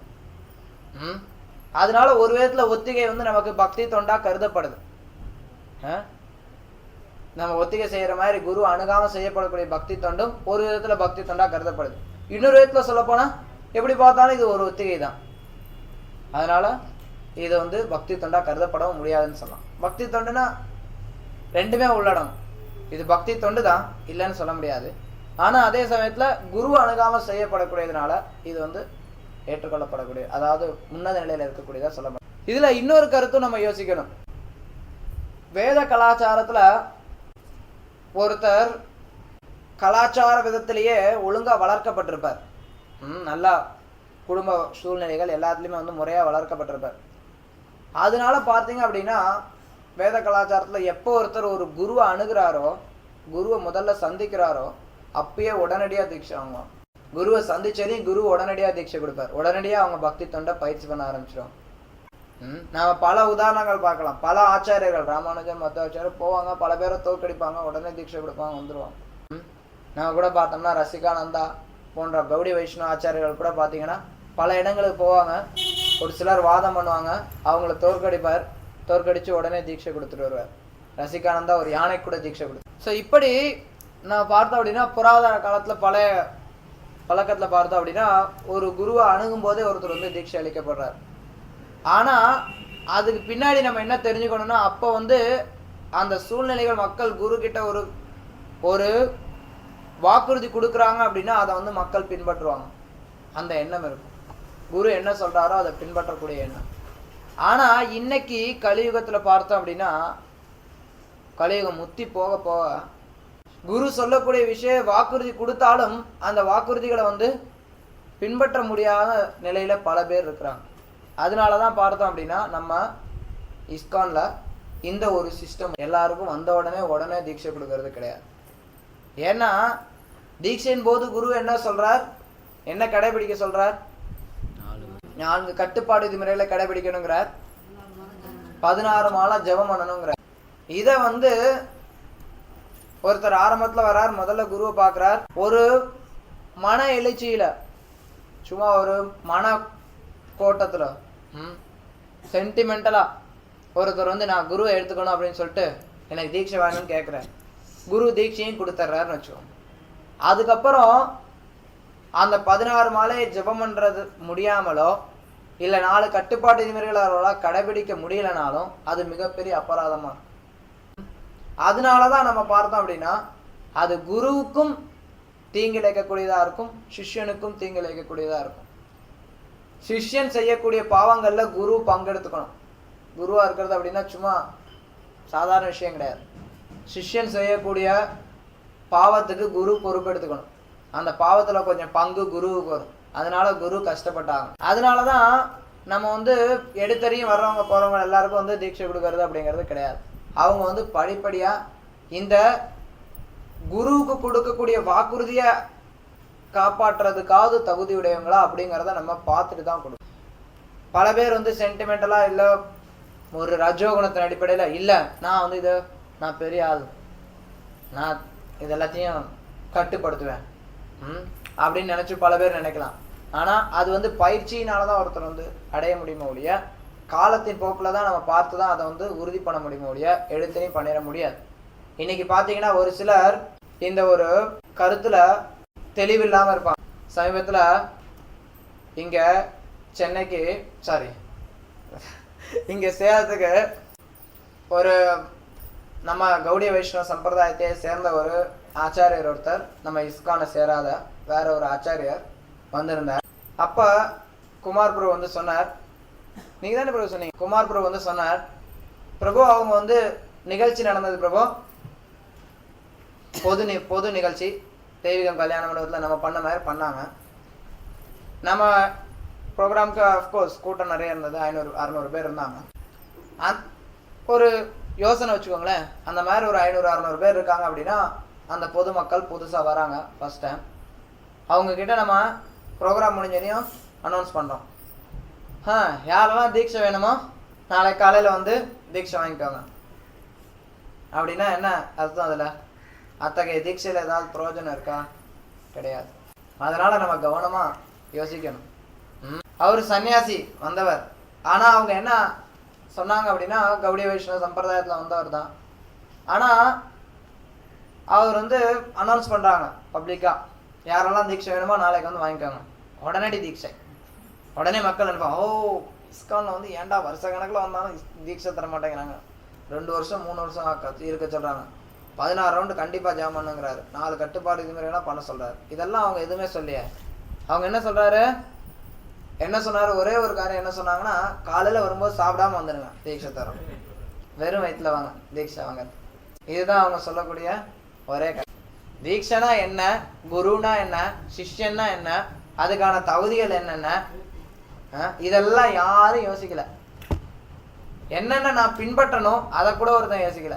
ஓ தீட்சை எனக்கு உடனே தராங்க அப்படின்னு போறான். இது வந்து ஒரு வகையான முட்டாள்தனம். அதனாலதான் இங்க வந்து ரூப கோஸ்வாமி தீட்சைக்கு முன்னாடி ஆன்மீக குருவிட்ட தஞ்சம் அடைகிறதுங்கிறார். ஆன்மீக குருனா என்ன, இந்த விஷயங்கள்லாம் தெரிஞ்சுக்கிறதுக்கு ஒருத்தர் தஞ்சம் அடைகிறார். தஞ்சம் அடைந்து படிப்படியாக ஒருத்தர் வந்து தீட்சை வாங்குறார். அதுக்கப்புறம் ஆன்மீக குருவுக்கு சேவை பண்ணுறார். அப்படியே அவர் வந்து பக்தியில் முன்னேறி போயின்னு இருக்கார். இதுதான் இங்கே வந்து நம்ம முக்கியமாக அதுக்கடுத்து இந்த புத்தகத்தில் இந்த 6வது அத்தியாயத்தில் இந்த 64 அங்கங்களையும் லிஸ்ட் போட்டு கொடுத்துட்றார் ரூப கோஸ்வாமி. அதில் இருக்கக்கூடிய முதல் 10, 2ஆம் 10 அது வரிசையாக வருது. நம்ம அது 7வது அத்தியாயத்துலேருந்து ஒன்றா பார்த்துட்டே போகலாம். இப்போ 7வது அத்தியாயத்தில் தான் இது சொல்கிறார். ஆன்மீக குருவிடம் வந்து தீட்சை பெறுதல், உபதேசம் பெறுதல், சரணடைதல், கவனமுடனும் நம்பிக்கையுடனும் அவருக்கு தொண்டு செய்கிறது. இது 1, 2, 3 ஆயிடுது. 4வது அங்கம் என்ன அப்படின்னா ஆச்சாரியர்களுடைய அடிச்சோடுகளை பின்பற்றுதல். நாம் வந்து பக்தியை பயிற்சி பண்ணணும் அப்படின்னா ஆச்சாரியர்களுடைய அடிச்சோடுகளை பின்பற்ற. ஆச்சாரியருடைய அடிச்சோடு பின்பற்றுறது அப்படின்னா என்ன? அவர் என்ன சொன்னாரோ அதே காரியத்தை அப்படியே பிறலாம சொல்றது. அவர் என்ன சொன்னார், அவர் எதன் அடிப்படையில் சொன்னார் அப்படின்னா சாஸ்திரங்களின் அடிப்படையில். அதனாலதான் ஆன்மீக குருவை தேர்ந்தெடுக்கிறதுக்கு முன்னாடியே ஆன்மீக குருவினுடைய தகுதிகளை பத்தி தெரிஞ்சிருக்கணும். அதனால ரூப கோஸ்வாமி முதல்லயே ஆன்மீக குருவை பத்தி சொல்லும் போதே அது தகுதிகளையும் சொல்லிடுறார். ஆன்மீக குருவானவர் ஒரு உத்தம அதிகாரியா இருக்கணும். அவர் வந்து 6 வகையான புலனுகர்ச்சிகளை கட்டுப்படுத்தினவராக இருக்கணும். ஸோ இதெல்லாம் வந்து குருவுக்கு இருக்கக்கூடிய தகுதிகளில் ஒரு சில தகுதிகள். நம்ம ஏற்கனவே அதை பற்றி விளக்கமாக சொல்லியிருக்கோம். இன்னொரு தடவை அப்புறமும் ஒரு தனியார் செமினாரில் சொல்லலாம். ஸோ அடிச்சூடுகளை பின்பற்றுதல் அப்படின்னா அதில் முக்கியமாக ரூப கோஸ்வாமி ஒரு வியாக்கியானத்தை கொடுக்குறார். எப்படி அடிச்சூடுகளை பின்பற்றுறது அப்படிங்கிறது அதுதான் முதல்ல சொன்னேன். ஸ்ருதி ஸ்மிருதி புராணாதி பஞ்சராத்திர விதிம்பீனா ஐகாந்திகி ஹரேர் பக்தி உத்பாதாய வித்பாதா ஏவ கல்பதே. உபனிஷத்துக்கள், புராணங்கள் மற்றும் நாரத பஞ்சராத்திரா போன்ற அங்கீகரிக்கப்பட்ட வேத சாஸ்திரங்களை பின்பற்றாத பக்தி தொண்டு சமுதாயத்தில் ஒரு தேவையற்ற பிரச்சனையேங்கிற. ஸோ உயர்ந்தவர்களை பின்பற்றணும், மகான்களை பின்பற்றணும் அப்படின்னு நம்ம மொட்டையா சொல்லிட்டோம் அப்படின்னா உடனே சொல்லுவாங்க இங்கே ரூப கோஸ்வாமி கொடுக்குற மாதிரி புத்தரை நம்ம பின்பற்றலாமே. புத்தர் வந்து பாகவத்திலே சொல்லப்பட்டிருக்கு பகவானுடைய அவதாரம்னு.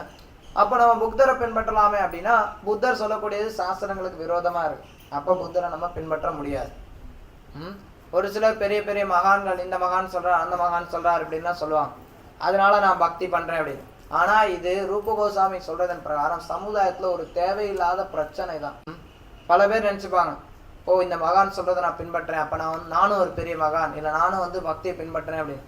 ஆனா இது எல்லாமே சமுதாயத்துல ஒரு பிரச்சனைன்னு சொல்றாரு ரூப கோஸ்வாமி. அதனால ஒருத்தர் வந்து பக்தியை பின்பற்றணும் அப்படின்னா முந்தைய ஆச்சாரியர்களை கடைபிடிச்சு அதன் மூலமா பக்தியை பின்பற்றணும். அதுக்கப்புறம் இன்னும் ஒரு சில கடமைகள், இன்னும் ஒரு சில செய்ய வேண்டிய விஷயங்கள் சொல்றார். நித்திய தர்ம நெறிகளை பற்றி வினவுதல். ஒருத்தனுடைய உண்மையான நிலை என்ன அப்படிங்கிறத பத்தி கேள்வி கேட்கணும். இதுவும் வந்து பக்தி தொண்டுல ஒரு முக்கியமான அங்கம். நம்ம ஆன்மீகத்தை புரிஞ்சுக்கிறதுக்கு கேள்வி கேட்கணும். சும்மா வந்து வந்து கேட்டுட்டு வெறும்ன சொல்றதை மட்டும் கேட்டுட்டு போகக்கூடாது.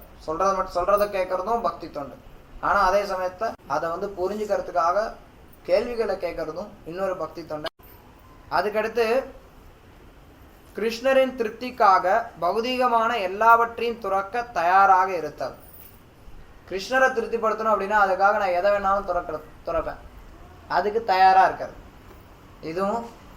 இதெல்லாம் வந்து பக்தியில நுழையறதுக்கு தேவைகள். இந்த முதல் 20 வந்து பக்தியில நுழையறதுக்கு அத்தியாவசியமான தேவைகள்னு சொல்லலாம். எப்படின்னா பக்தி அப்படிங்கிற அடித்தளம் வலுவா இருக்கணும் அப்படின்னா அதை வலுப்படுத்தக்கூடியது இந்த முதல் 10. இந்த அடித்தளம் சிதை உறாம இருக்கணும் அப்படின்னா அதுக்கு உதவக்கூடியது அடுத்த 10. சரியா? ஸோ முதல்ல குருவிட்ட தஞ்சம் அடைகிறோம், குருவிட்ட தீட்சை வாங்குறோம், குருவுக்கு சேவை பண்றோம், மகான்களை பின்பற்றுறோம், அதுக்கப்புறம் கேள்வி கேட்கிறோம் ஆன்மீக ஞானத்தை பத்தி. 7வது இது பௌதிகமான எல்லாத்தையும் துறக்கிறதுக்கு தயாரா இருக்கிறது. 8 என்ன? புண்ணிய சேத்திரத்தில் வசித்தல். ஏதாவது ஒரு புண்ணிய ஸ்தலத்தில் ஒருத்தர் வந்து வசிக்கணும். அதுக்கடுத்து அத்தியாவசிய தேவை 3, 4, 5, 6, 7, 8, 9, 10. ஓகே, புண்ணிய சேத்திரத்தில் வசித்தல். அதுக்கடுத்து அத்தியாவசிய தேவைகளை மட்டும் ஏற்றுக்கொள்ளுதல். நமக்கு என்ன தேவையோ அதை மட்டும் நம்ம ஏற்றுக்கணும். சும்மா வந்து எக்கச்சக்கமாக பொருள் சேகரிக்கிறது அதெல்லாம் கிடையாது. நமக்கு என்ன தேவையோ அதை மட்டும் ஒருத்தர் ஏற்றுக்க. இங்கே வந்து நாரத புராணத்திலேருந்து ரூப கோஸ்வாமி மேற்கோள் காட்டுறார். பக்தி தொண்டினை முழு ஈடுபாட்டுடன் ஒருவன் செய்ய விரும்பினான் என்றால் அவன் தனது தேவைக்கு மேல் எதையும் ஏற்றுக்கொள்ளக்கூடாது.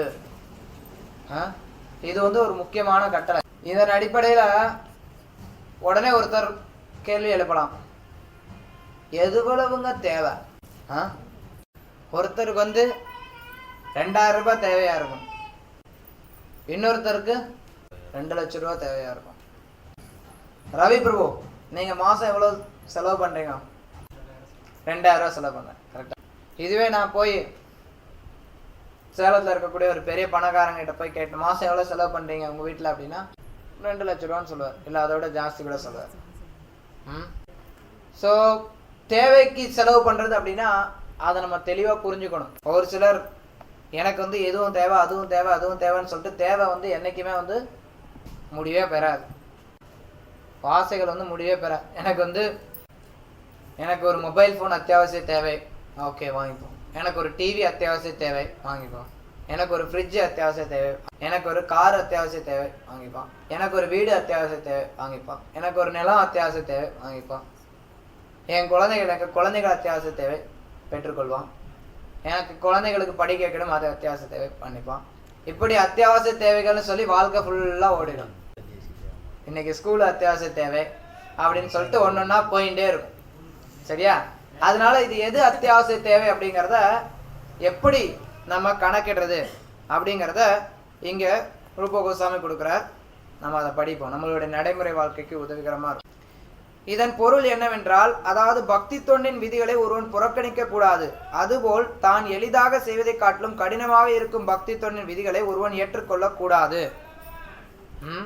ஒருவன் தனது ஜபமாலையில் ஹரே கிருஷ்ண மகாமந்திரத்தை ஒரு நாளைக்கு குறைந்தபட்சம் 1 லட்சம் முறை உச்சரிக்க வேண்டும் என்று கூறப்பட்டிருக்கலாம். இயலாது எனின் ஒருவன் அவனது சக்திக்கேற்ப உச்சரிப்பதை குறைத்துக் கொள்ளலாம். பொதுவாக நாங்கள் எமது பக்தர்களை ஒரு நாளைக்கு குறைந்தபட்சம் 16 சுற்றுகள் ஜபமாலையில் உச்சரிக்க வேண்டும் என்று பரிந்துரை செய்கிறோம். இதனை கட்டாயம் செய்தல் வேண்டும். சில சமயம் ஒருவனால் ஒரு நாளில் 16 சுற்றுகள் உச்சரிக்க முடியாது போனால் ஒருவன் அதனை மறுநாள் நிறைவு செய்தல் வேண்டும். தனது உறுதிப்பாட்டினை நிறைவேற்றுவதில் அவன் திடமாக இருத்தல் வேண்டும். இதனை ஒருவன் சரியாக பின்பற்றவில்லை என்றால் பிறகு அவன் புறக்கணிக்கப்படுவது உறுதி. இது பகவானின் தொண்டில் ஒரு குற்றமாகும். நாம் குற்றங்களை ஊக்கப்படுத்தினால் நம்மால் பக்தி தொண்டில் வளர்ச்சி பெற முடியாது. ஒருவன் தனது சக்திக்கேற்ப ஒழுங்குமுறை விதியில் நிலை பெற்று பின்னர் அதனை தவறாக பின்பற்ற வேண்டும். இது அவனை ஆன்மீக வாழ்வில் முன்னேற்றும். நீங்க என்னமோ சொன்னீங்க, இங்க உள்ள என்னமோ கொடுத்துருக்குது, ஊடு வேணும் காடு வேணும்னு சொன்னீங்க. இங்க உள்ள இங்க பிரபுபாதா தன்னுடைய பொருள் வேற என்னமோ கொடுத்திருக்கிறாரு. அப்படின்னா என்ன? அத்தியாவசிய தேவைகளை மட்டும் ஏற்றுக்கொள்ளுதல். இதுக்கு இங்க பிரபுபாதர் கொடுக்கக்கூடிய விளக்கம் என்ன அப்படின்னா, உண்மையில ரூப கோஸ்வாமியை கொடுக்கக்கூடிய விளக்கம் என்ன அப்படின்னா, பக்தி தொண்டுல ஒருத்தர் எந்த அளவுக்கு பயிற்சி பண்ண முடியுமோ அந்த அளவுக்கு பயிற்சி பண்ணாங்க. இதை வந்து பல விதத்துல நம்ம எடுத்துக்கலாம். ஒரு சிலர் ஆரம்ப காலகட்டத்துல நம்மளுடைய பக்தர்கள் பலர் நம்ம கிட்ட வந்து கேட்பாங்க, பிரபு நான் வந்து விக்கிரம் வச்சு வழிபட விரும்பப்படுறேன், நான் விக்கிரம் வச்சு வழிபடட்டுமா? இது ரொம்ப அடிக்கடி வரக்கூடிய கேள்வி. அந்த கேள்விக்கு பதில் இங்க இந்த பத்திரிகையில நம்ம படிச்சோம். பக்தி தொண்டை வந்து நிறைவேற்றும் போது நம்ம பக்தி தொண்டுடைய அடிப்படை விதிகளை கண்டிப்பா நம்ம கடைபிடிச்சாகணும். தேவையில்லாத விதிகளை அதிகமா நம்ம எடுத்துக்க தேவையில்லை அப்படிங்கறத இங்க சொல்றாரு. பக்தி தொண்டை அவசியமா என்ன பின்பற்றணுமோ அதை அவசியமா பின்பற்றணும். அதை விட அதிகமா பின்பற்றதுக்கு எவ்வளவு நம்மளால முடியுமோ அவ்வளவுக்கு எவ்வளவு பின்பற்றணும்னு சொல்லி பிரபுபாதர் இங்க முன்வைக்கிறார். அதுக்கடுத்து ஏகாதசி என்று விரதம் இருத்தல். இது பக்தி தொண்டனுடைய முக்கிய அங்கங்கள்ல ஒன்று.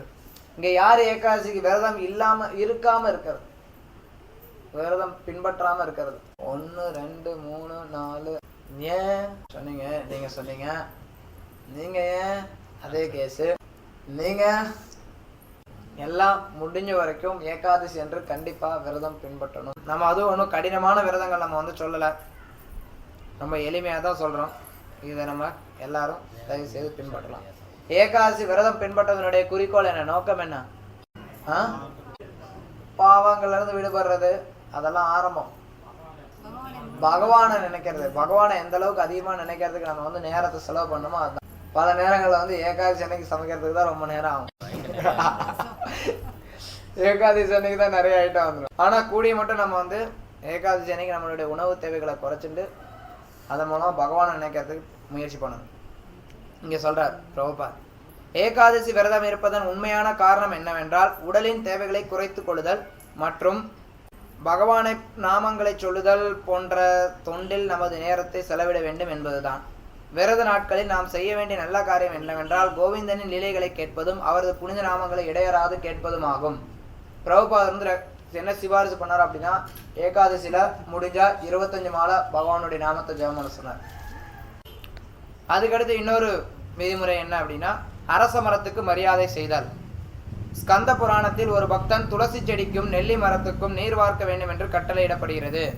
அவன் பசுக்களுக்கும் பிராமணர்களுக்கும் மரியாதை செய்து வைஷ்ணவர்களை வணங்கி அவர்களை சிந்திப்பதன் மூலம் அவர்களுக்கு தொண்டு செய்தல் வேண்டும். இச்செயல்கள் எல்லாம் ஒரு பக்தன் தனது முந்தைய பாவங்களின் பலன்களை குறைத்துக் கொள்வதற்கு உதவும்.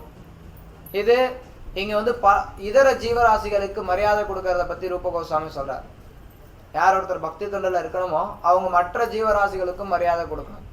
மற்ற ஜீவராசிகளுக்கும் அப்படிங்கும் போது இங்க குறிப்பிட்டு அவர் சொல்றார், அரச மரம், துளசி செடி, பிராமணர்கள், பசுக்கள், இவங்களுக்கெல்லாம் வந்து நம்ம மரியாதை கொடுக்கணும் அப்படின்னு சொல்றார்.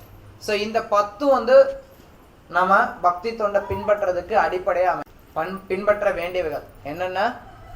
குரு கிட்ட தஞ்சமடைகிறது, குரு கிட்ட இருந்து தீட்சை வாங்கிறது, குருவுக்கு சேவை பண்றது, முந்தைய ஆச்சாரியர்களை பின்பற்றுறது, ஆன்மீக விஷயங்களை பத்தி கேள்வி கேட்கறது, அப்புறம் கிருஷ்ண புண்ணிய சேத்திரத்துல வசிக்கிறது, கிருஷ்ணருக்காக எல்லாத்தையும் தியாகம் பண்றதுக்கு தயாரா இருக்கிறது, ஏகாதசி விரதம் இருக்கிறது, என்ன தேவையோ அதை மட்டும் எடுத்துக்கிறது, அரச மரத்துக்கு மரியாதை கொடுக்கு. அரச மரத்துக்குங்கிறதோட ஜீவராசிகளுக்கு, பிற ஜீவராசிகளுக்கு மரியாதை கொடுக்கு. ஸோ இப்படி 10 கருத்துக்கள் இருக்கு. இதை 10 நம்ம பின்பற்ற வேண்டியவைகள். அதுக்கடுத்து 10 கருத்துக்கள் பின்பற்ற கூடாதவைகள். அபக்தர்களின் உறவினை துரத்தல். இதை நம்ம பல முறை சொல்லிட்டோம். அதை பிரபுபார் விளக்கமா சொல்றார். அசத் சங்கத்தியாக வைஷ்ணவாச்சார், அதுதான் வைஷ்ணவனுக்குள்ள முதல் குணநலம். இதை வந்து பெரிய பொருளுரை மாதிரி பிரபுபாதர் விளக்கி இருக்கிறார். அசத் சங்கத்தை தவிர்க்கணும். இதை நம்ம பல தடவை பேசியிருக்கோம், அசத் சங்கத்தை தவிர்க்கிறத பத்தி. அதனால அதை அப்படியே நம்ம ஸ்கிப் பண்றோம். தேவர்களுக்கு ஒருத்தர் அவமரியாதை செய்யக்கூடாது. கிருஷ்ண பக்தியை பயிற்சி பண்றோம், கிருஷ்ணர் தான் முழுமுதற் கடவுள், இது நமக்கு தெரியுது. அதனால வந்து தேவர்களை வந்து நம்ம அவமரியாதை பண்ணக்கூடாது. அப்படி அவமரியாதை பண்ணோம் அப்படின்னா அதுவும் ஒரு குற்றமாயிடும். எந்த உயிருக்கும் துன்பம் இழைக்க கூடாது. இது வந்து ஜீவ அபராத். எந்த ஒரு உயிருக்கும் தொந்தரவு கொடுக்க கூடாது. அது யாரா இருந்தாலும், எந்த உயிரியா இருந்தாலும் சரி, அந்த எந்த உயிருக்கும் நம்ம வந்து தொந்தரவு கொடுக்க கூடாது. வேற ஏதாவது இதுல கொடுக்கல, எக்ஸ்பிளனேஷன் இல்லை. ஓகே, எனிவே இங்க முன்னாடி கொடுக்கப்பட்டிருக்கு 6வது அத்தியாயத்துல 10 விளக்கமா கொடுக்கப்பட்டிருக்கு நம்பர் வைஸ். ஓகே, 77வது பக்கத்துல இருக்கு. அபக்தர்களின் தொடர்பினை ஒருத்தர் துரத்தல் வேண்டும். பக்தி தொண்டினை ஏற்றுக்கொள்ள விருப்பமில்லாதவனுக்கு அறிவுரை கூறக்கூடாது. ஆடம்பரமான கோயில்கள் மடங்கள் கட்டுவதில் ஒருவன் பேரார்வம் படுத்தக்கூடாது. ஒருவன் ஏராளமான நூல்களை படிக்க முயலுதல் கூடாது. சாதாரண விஷயங்களில் கூட ஒருவன் கவனமின்றி இருத்தல் கூடாது. இழப்பில் துக்கமும் ஆதாயத்தில் மகிழ்ச்சியும் அடையக்கூடாது. தேவர்களை அவமதித்தல் கூடாது. எந்த ஒரு உயிர் பொருளுக்கும் தேவையற்ற துன்பத்தினை அளிக்கக்கூடாது. பகவானின் புனித பெயரை ஓதுவதில் உள்ள பல்வேறு குற்றங்களை கவனமுடன் தவிர்க்க வேண்டும். அல்லது கோயிலில் உள்ள திருமூர்த்தியை வழிபடுவதில் உள்ள பல்வேறு குற்றங்களை கவனமுடன் தவிர்க்க வேண்டும்.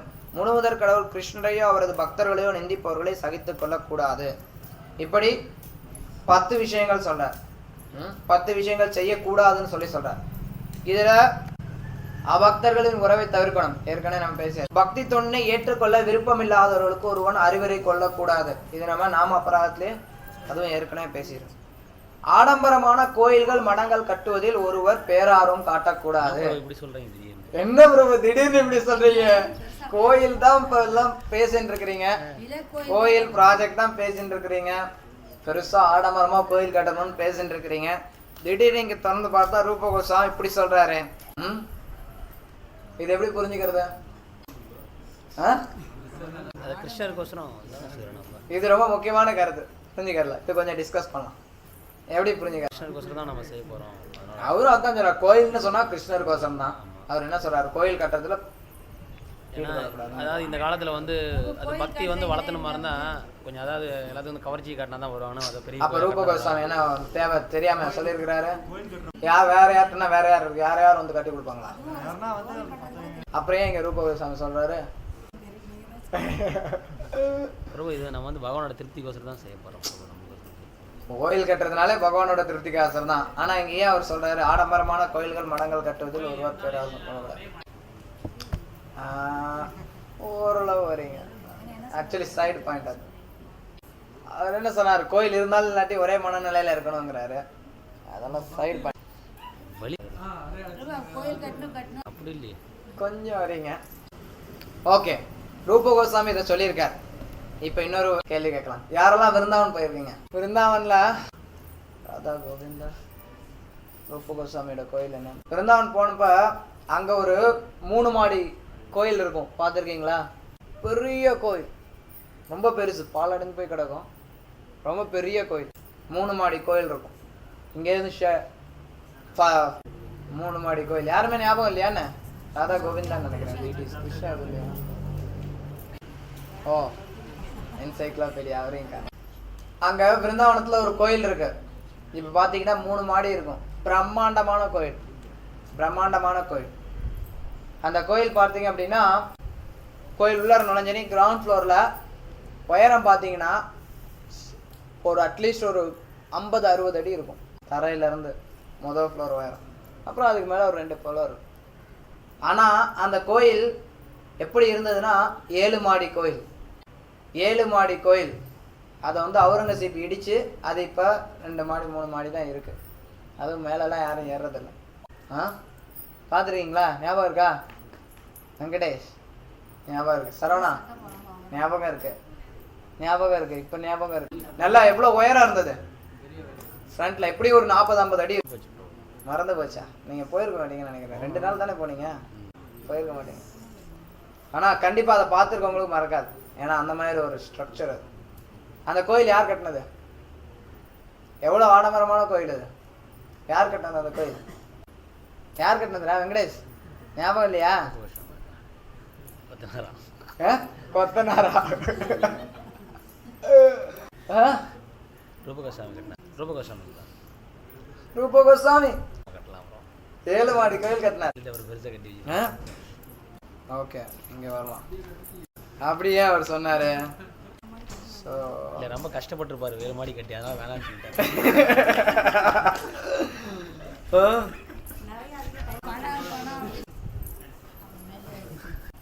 ஓகே, 89வது பக்கம். மற்றொரு விதியானது, ஒருவன் பல சீடர்களை பெற்றிருக்கலாம், ஆயினும் அவன் தனது குறிப்பிட்ட செயலுக்காக அல்லது ஒரு குறிப்பிட்ட நன்மைக்காக அவர்களுக்கு கட்டுப்பட வேண்டிய செயலை செய்யக்கூடாது என்பதாகும். அதேபோல் ஒருவன் புதிய கோயில்கள் பல கட்டுவதில் ஆர்வமுடையவனாகவோ அல்லது பக்தி தொண்டில் வளர்ச்சி பெறுவதற்கு உதவும் நூல்களை தவிர பிற நூல்களை படிப்பதில் ஆர்வமுடையவனாகவோ இருத்தல் கூடாது. எப்படி புரிஞ்சுக்கிறது இந்த விதியை அப்படின்னா, இங்க ரூப கோஸ்வாமி குறிப்பிட்டு சொல்றார், கோயில்கள் ஆடம்பரமான கோயில்கள் கட்டுறதுல ஒருத்தர் பேரார்வம் கொள்ளக்கூடாது. அதுல பேராசை இருக்கக்கூடாது. அதுல வந்து பகவானுக்கு சேவை பண்றோம் அப்படிங்கிற எண்ணம் மேலோங்கி இருக்கணும். அதை வந்து நான் கோயில் கட்டணும், அது பெரிய பேராசைக்காக கோயில் கட்டுறது கிடையாது. இல்லை நம்ம வந்து பெருசா கோயில் கட்டிட்டோம் அப்படின்னா நமக்கு வந்து வயிறு ரொம்ப அப்படிங்கிற எண்ணத்துக்காக கோயில் கட்டக்கூடாது. இதெல்லாம் அதான் சொன்னீங்க. ஆனா அதுக்கு பின்னாடி வந்து இன்னும் ஆழமான கருத்துக்கள் போகுது. நம்ம வந்து ரூப கோஸ்வாமி கட்டக்கூடாது அப்படின்னு சொல்றாருன்னா அது நம்மளுடைய பேராசையினால நம்ம கட்டக்கூடாது. அதை கட்டணும் அதுலயே வந்து பேராசை கொண்டு இருக்கக்கூடாது. இதை வந்து நம்ம புரிஞ்சுக்கணும். ஆசை இருக்கணும் அப்படின்னா நம்ம வந்து பகவானுக்கு சேவை பண்ணணுங்கிற ஆசை இருக்கணும். நான் வந்து பெரிய கோயில் கட்டி அதன் மூலமா நான் சொகுசா வாழலாம் அப்படிங்கிற ஆசை. அப்படிதான் நம்ம இதை புரிஞ்சுக்கணும். சரியா? இல்லைன்னா ரூப கோஸ்வாமியே கோயில் கட்டிருக்க மாட்டார். பல பேர் இருக்கிறாங்க பிரபு. எவ்வளவு பேர் இருக்காங்க பிரபு? நீங்க சொல்றீங்க எவ்வளவு பேர் பெருசு பெருசா கோயில் கட்டிட்டு தங்களோட வயிற்று பழப்புக்காக கோயில் கட்டின்னு இருக்கிறாங்க. எவ்வளவு பேர் இருக்காங்க. ஆமா, உண்டியை திறந்துட்டு அவன் சாப்பிட்றதுக்காக எவ்வளவோ பண்ணிட்டு இருக்கிறான். அதை வந்து கூடாதுன்னு சொல்ல. எனக்கு தெரிஞ்ச நிறைய பேர் இருக்காங்க. நீங்க ஒண்ணு வேண்டாம், இந்த சேலத்துக்குள்ளார போனீங்கன்னு வச்சுக்கோங்க. சேலத்துல போனீங்கன்னா நிறைய இடத்துல அங்கங்க சின்ன சின்ன குட்டி குட்டி கோயில் இருக்கும். அந்த குட்டி குட்டி கோயில் எது கட்டுனா பூஜாரிக்கு வருமானம், அதுதான், வேற ஒண்ணும் கிடையாது. அங்கங்க பிள்ளையார் கோயில் கட்டி வச்சிருக்கான், அங்கங்க மாரியம்மன் கோயில் கட்டி வச்சிருக்கான். ஆனா அவன் வயிற்று பொழப்புக்கு, அங்க பக்தி எல்லாம் எதுவும் கிடையாது. சரியா? அதான் சொல்ற, விருந்தாவனத்துல கிருஷ்ணர் கோயிலும் அது மாதிரி இருக்கலாம். அதை தான் இங்க ரூப கோஸ்வாமி சொல்ற. கிருஷ்ணருக்காக செய்யற மாதிரி படம் காட்டின்னு நம்ம வந்து நம்மளுடைய பேராசைக்காக நம்ம வந்து கோயில் கட்டக்கூடாதுங்கிற. நம்ம வந்து உண்மையான நோக்கத்தை புரிஞ்சுட்டு அதன் பிரகாரம் செய்யணும். அப்படி இல்லைன்னா இங்க வரக்கூடிய விதிகள் அடுத்து இதே மாதிரி இன்னும் அடுத்தடுத்து விதிகள் வருது. நம்ம கொஞ்சம் மேலோட்டமா பார்த்தோம்னா குழம்பக்கூடிய மாதிரி தோன்றக்கூடிய விதிகள் இருக்கு. என்ன சொல்றாரு அதுக்கு அடுத்து? ஏராளமான நூல்களை படிக்க முயலுதல் கூடாது. அப்பா, ரூபகோஸ்வாமி சொல்லிட்டாரா, முதல்ல பக்தி ரசாயனே மூடிடலாம். ஏற்கனவே இதுவே ரொம்ப கஷ்டமா இருக்கு, பகவத்கீதை படிக்கிறதே கஷ்டமா இருக்கு, இதை வேற படிக்க வேண்டியிருக்கு. ஏராளமான நூல்கள் படிக்க கூடாது அப்படின்னா, நான் வந்து என்ன ஒரு பெரிய பண்டிதனா காட்டிப்பேன் அப்படிங்கிற ஒரு எண்ணத்துல எக்கச்சக்கமான புத்தகங்கள் படிக்க கூடாது. ஸோ இதெல்லாம் ஒழுங்கா புரிஞ்சுக்கணும். ஏராளமான நூல்கள் படிக்க கூடாது, ஆடம்பரமான கோயில் கட்டக்கூடாதுங்கிறதெல்லாம். சாதாரண விஷயங்களில் கூட ஒருவன் கவனமின்றி இருக்கக்கூடாது, இதுவும் ஒரு விதிமுறை. சுக துக்கம் இதுல சமநிலையில இருக்கணும். அப்புறம் சேவாபராத் நாமாபராத் இந்த ரெண்டையும் தவிர்க்கணுங்கிறார். பகவானுடைய நாமத்தை சொல்றதுல வரக்கூடிய குற்றங்களை தவிர்க்கணும், பகவானுக்கு சேவையில வரக்கூடிய குற்றங்களை தவிர்க்கணுங்கிறார். பகவானுக்கு நாமத்துல செய்யக்கூடிய குற்றங்கள் 10, அதை நம்ம ஏற்கனவே விளக்கி இருக்கோம். பகவானுடைய சேவையில செய்யக்கூடிய குற்றங்கள் பல இருக்கு. அதை வந்து ரூப கோஸ்வாமி ஒரு சில விதிமுறைகளை மட்டும் பக்தி ரசாமன் சொன்னதை கொடுத்துருக்காரு. அதை நம்ம அடுத்த வாரம் தனியா பார்க்கலாம். சரியா? மிச்சதெல்லாம் இன்னைக்கு பார்த்துருக்காரு. சேவாபராத், அபராதங்கள்ல 2 வகை வருது, சேவாபராத் நாமாபராத். அந்த ரெண்டையும் தவிர்க்கணுங்கிறார். அப்புறம் கிருஷ்ணரையோ அல்லது அவரது பக்தர்களையோ நிந்திப்பவர்களை கண்டுகிட்டு சும்மா இருக்கக்கூடாது. யாராவது பக்தர்களையோ கிருஷ்ணரையோ நிந்திச்சாங்க அப்படின்னா அப்ப என்ன பண்ணணும் சொல்லு? ஒரே வெட்டு, பேச்சாலேயோ செயலாலேயோ ஒரே வெட்டு வெட்டிடணும். அவனை வந்து பேச்சாலேயோ செயலாலேயோ கொண்டரணும்.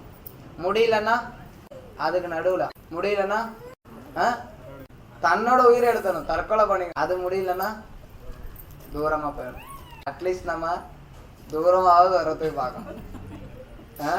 இது ஏன்னா இது ரொம்ப சீரியஸ். அதனாலதான் ரூப கோஸ்வாமி சொல்றார், ஒண்ணு அவனை தோற்கடிக்கிறதுக்கு முயற்சி பண்ணு, முடியலன்னா நீ உன்னை தற்கொலை பண்ணிக்க.